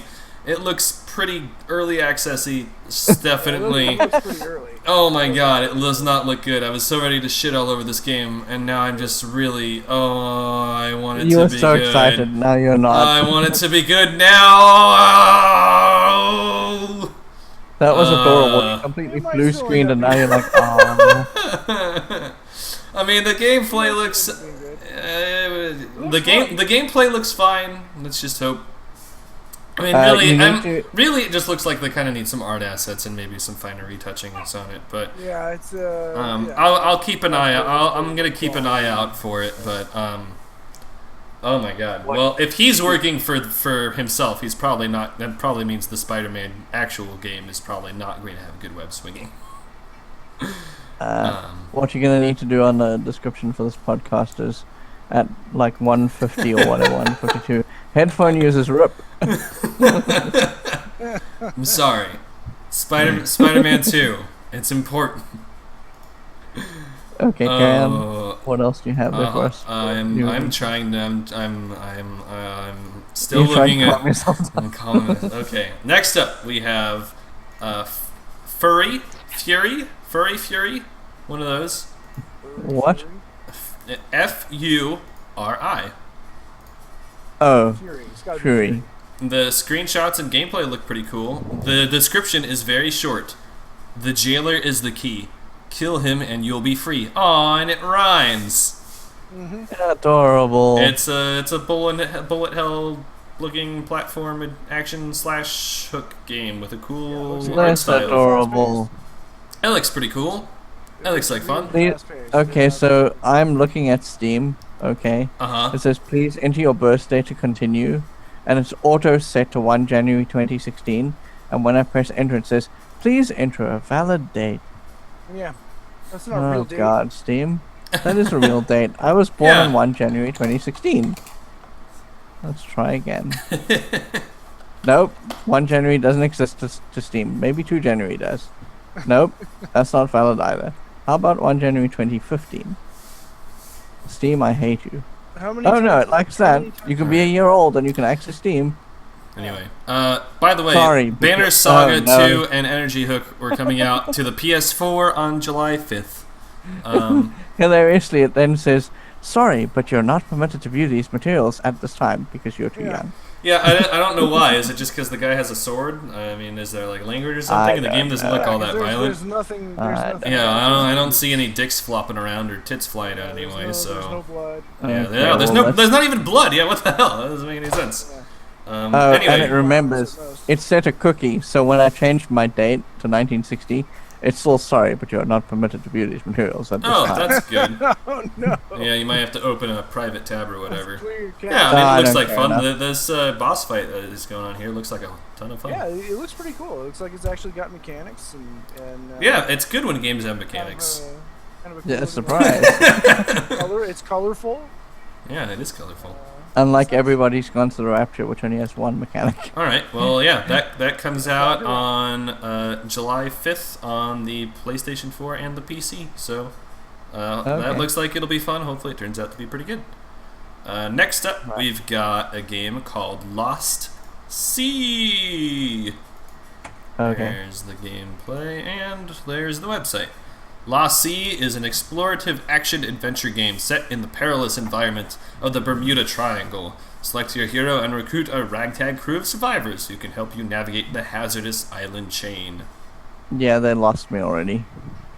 Yeah. I don't know. It says it's available for PS4, Xbox One, and PC, but the release of this said it was only on PS4. But whatever. It's I got don't know. kind of an adventure vibe to it. Kind of a rotoscope art style. Who are these? It looks That's not the charming. problem for me. The problem for me is that it's a perilous environment of the Bermuda Triangle. You need to survive. I don't like that. I don't think it's a survival game. It might be, Oh, but it okay. doesn't look like it. It just looks like a top-down adventure game. Oh, well, then that might not be so terrible. Yeah, I don't know. It's got a pretty It art doesn't- it doesn't style. look bad. Yeah, if it was a survival game, they would definitely tag it that way on Steam, and it doesn't. Here's the Steam definition, which is totally different from the website's. After a freak storm over the Atlantic, you find yourself stranded on the shores of a mysterious island. Do you have what it takes to escape the lost sea? Yeah, I don't know. Oh, okay. It's just an indie action adventure game. That's all they're. Yeah. That's all they're There's saying. an awful So. lot. You know what it reminds me of is if A Link to the Past was Yeah. made now.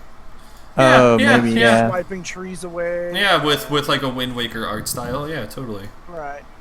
I like the art style, I'm not gonna lie. That's very Yeah, I pretty. do too. I think it's all Yeah, all right. Very Yeah. colorful. Yeah, that actually looks like it might be a good amount of fun. Keep an eye out for Lost-stiq on basically all platforms that matter. Yeah, a little puzzly. Stupid yeah, release this might be list. interesting. Telling me that it's not on the things. All right, what do we got up next? Next, Rocket League Collector's Edition, which is basically Rocket League retail, so you can buy it in a box at the store for Xbox One, PS4, and PC to dance. Yep. Uh, That game now has community flags for people who want to rep a community like Shack News. Or Oh, IGN. yeah, I'm sure Angry Joe is very happy that you can be part of the Angry Army. Yeah, he might have one. He wanted to have one when he did his review. So. Angry Joe Army.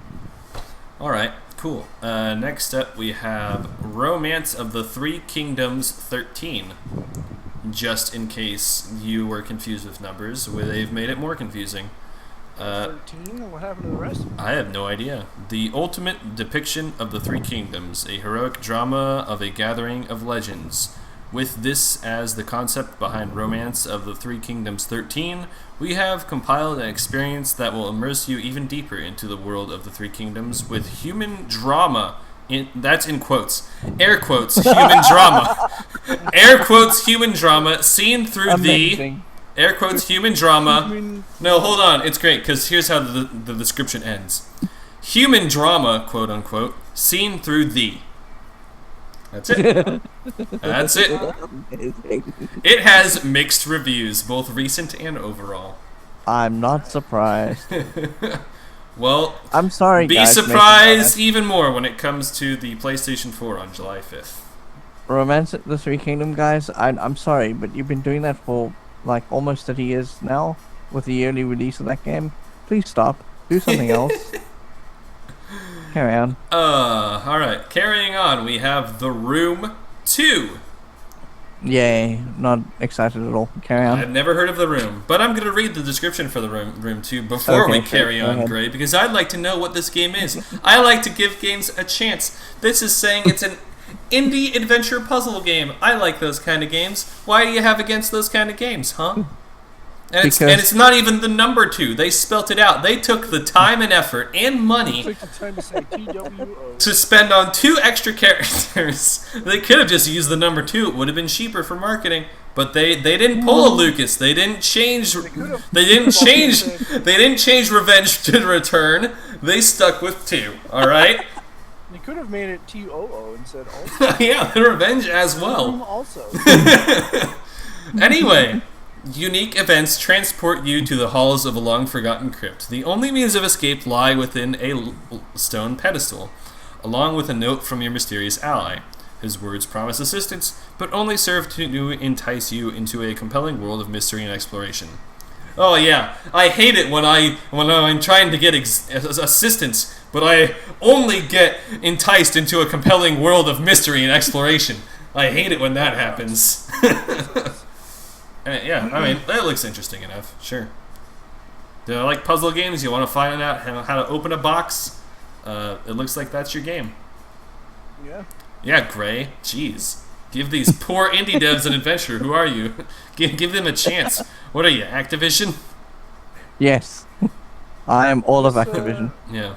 It's kind of Goonies. You're making up a story about how they stole gun models for their I know. I open the totally box game.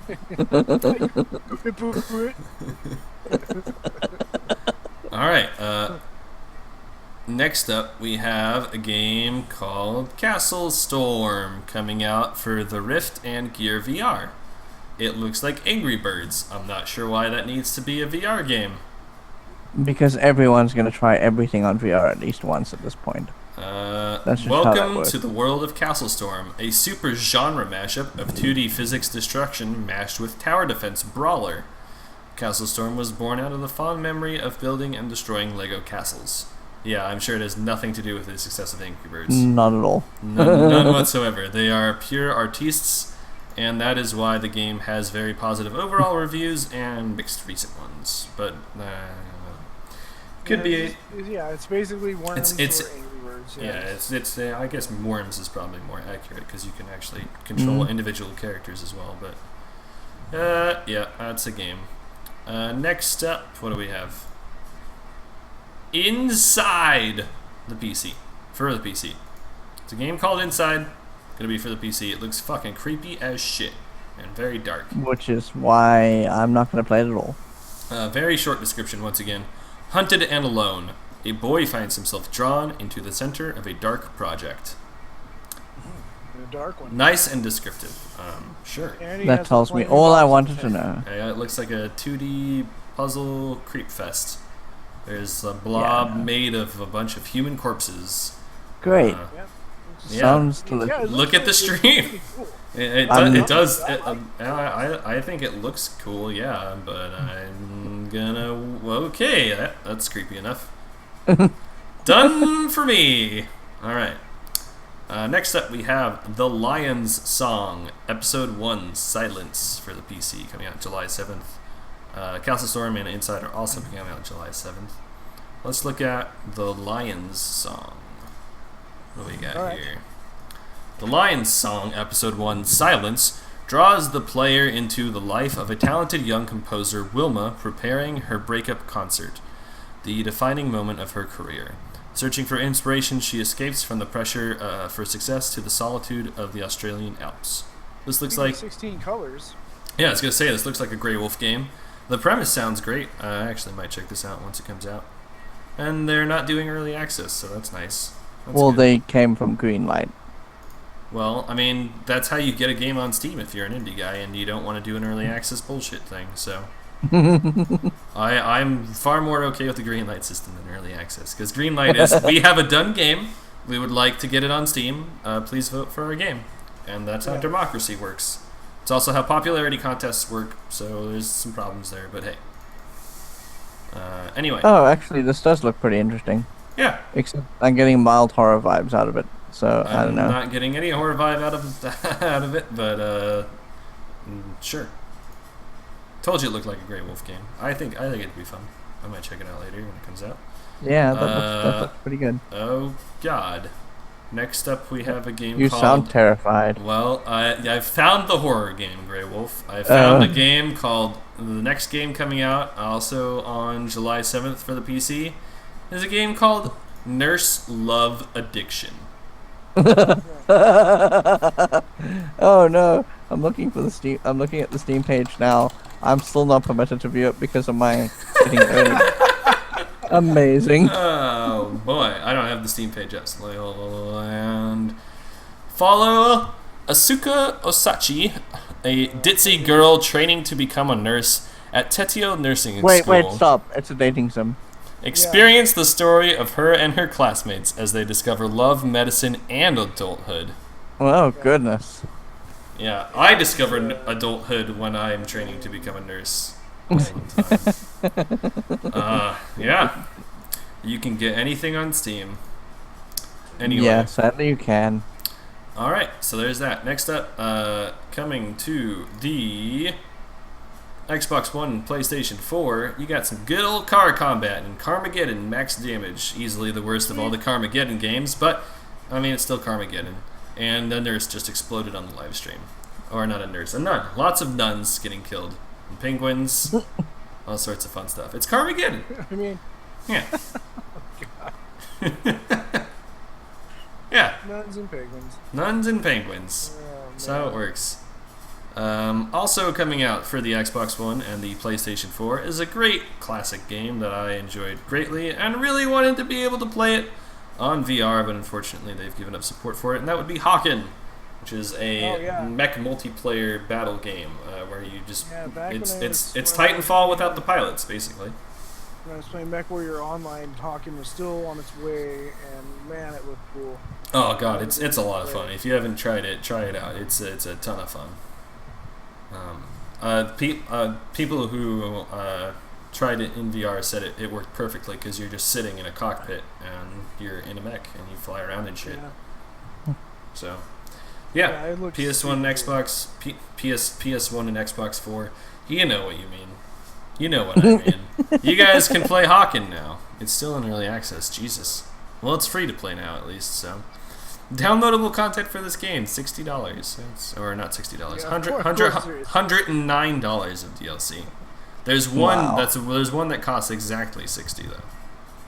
Oh, of course. That's probably the you buy it. It's the Nemesis bundle. Oh dear. All right. Yeah, you basically just get a lot of Meteor and Hawken credits, whatever those are. Okay. When I played the game, it was you bought the game and you got to play the game. And then off you go. Yeah, Yeah. Yeah. Nope, got to make it free to play. absolutely. That's releases, though. We did it. We went through all the releases. We even saw some cool games. Hope you enjoyed this little trip through Reading Rainbow. The more you know. We might. Uh, Oh, I shouldn't have said that. No. We didn't see tits in the dating simulator video, so that's always a win. yeah, that is. Alright, this has been Twinstiq with a Q at twinstiq.com. This is a podcast. We do this almost every week sometimes. Before we Every go... week sometimes. yeah, almost every week sometimes. Before we go, I'm going to go around quickly and just ask about what you guys are up to. I'll start with Yoda. You have a Overwatch video coming in the future. Yeah, I'm gonna really just push and try to finish it by the end of this week. No promises though, because Don't push. Just when you're ready, release it. But yeah, the dramatic elements of Overwatch and stuff. I've been working on it for a while. I've been looking forward to that since you talked about it, so it'll be interesting. Yeah, and Yoda and I are going to be writing a thing about Chronicle in the near future. So I need to play that a little bit more. I got to start Loom. That's basically it. That's what I'm up to. Right. That's just living life, enjoying it, and trying to not explode from heat exhaustion in this 100+ degree weather. Scroolers, tell us about you. What are you going to be up to? Are you going to do any writing or anything? I would like to, but I don't know what about yet. Yeah, so right. I can't really say. So I want to get on Loom because we're going to be talking about it pretty soon. Yeah, we're going to be. That will happen on Friday. We're going to very quickly off the podcast have to talk about it, but we'll talk about it off the podcast. Just so we know if we're going to set up a schedule or anything. So you're basically going to be playing Loom. Yeah, I'll play Loom. I might get a start on Stick of Truth. Oh, good. Yeah. That'll be fun. You'll enjoy that. That'll be fun. And I still really want to get this Demon Souls thing started, the collector's edition that I was. Oh yeah, I've you had that for a while. I've got other priorities right now before I can really go into getting a PlayStation 3 and have yeah. Yeah, that makes just sense. Get your ass up here, move in, fucking play it all the time. Yeah, just move in here.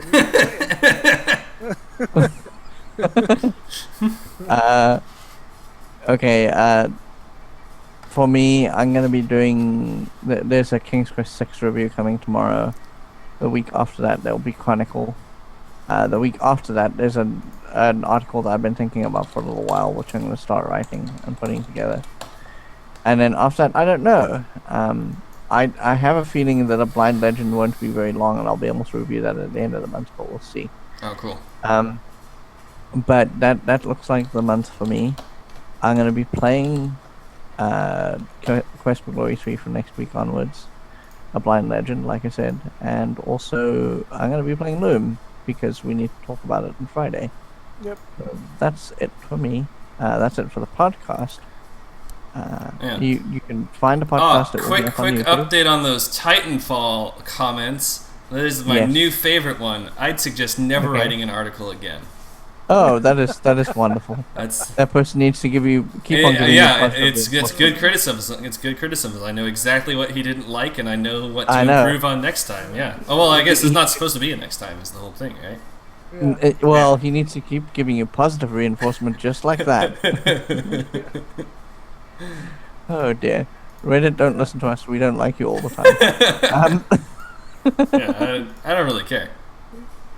Right. Anyway, you can't. Yeah. Thank you so much for listening. We shall see you next week. We'll see you on possibly Friday because we'll do Game Club. So play some Loom. We'll talk to you guys on Friday. Yeah. If you are going to play Loom with us, you need to know to stop at the Dragon's Cave. The important keys for Loom are F5 and Alt-X. Alt-X exits you, and F5 gives you the save game menu. And that's about it. There's a radio drama or an audio drama that you probably want to listen to if you want world building, but you don't have to because I will talk about that in the podcast on Friday. But there we go. That's it. Join us for Loom. We will be excited to have you along for the ride. Right. Yeah. All right. Thanks for watching, guys. Everyone, say goodbye. Goodbye. Goodbye. Good night and good game. Ta-da.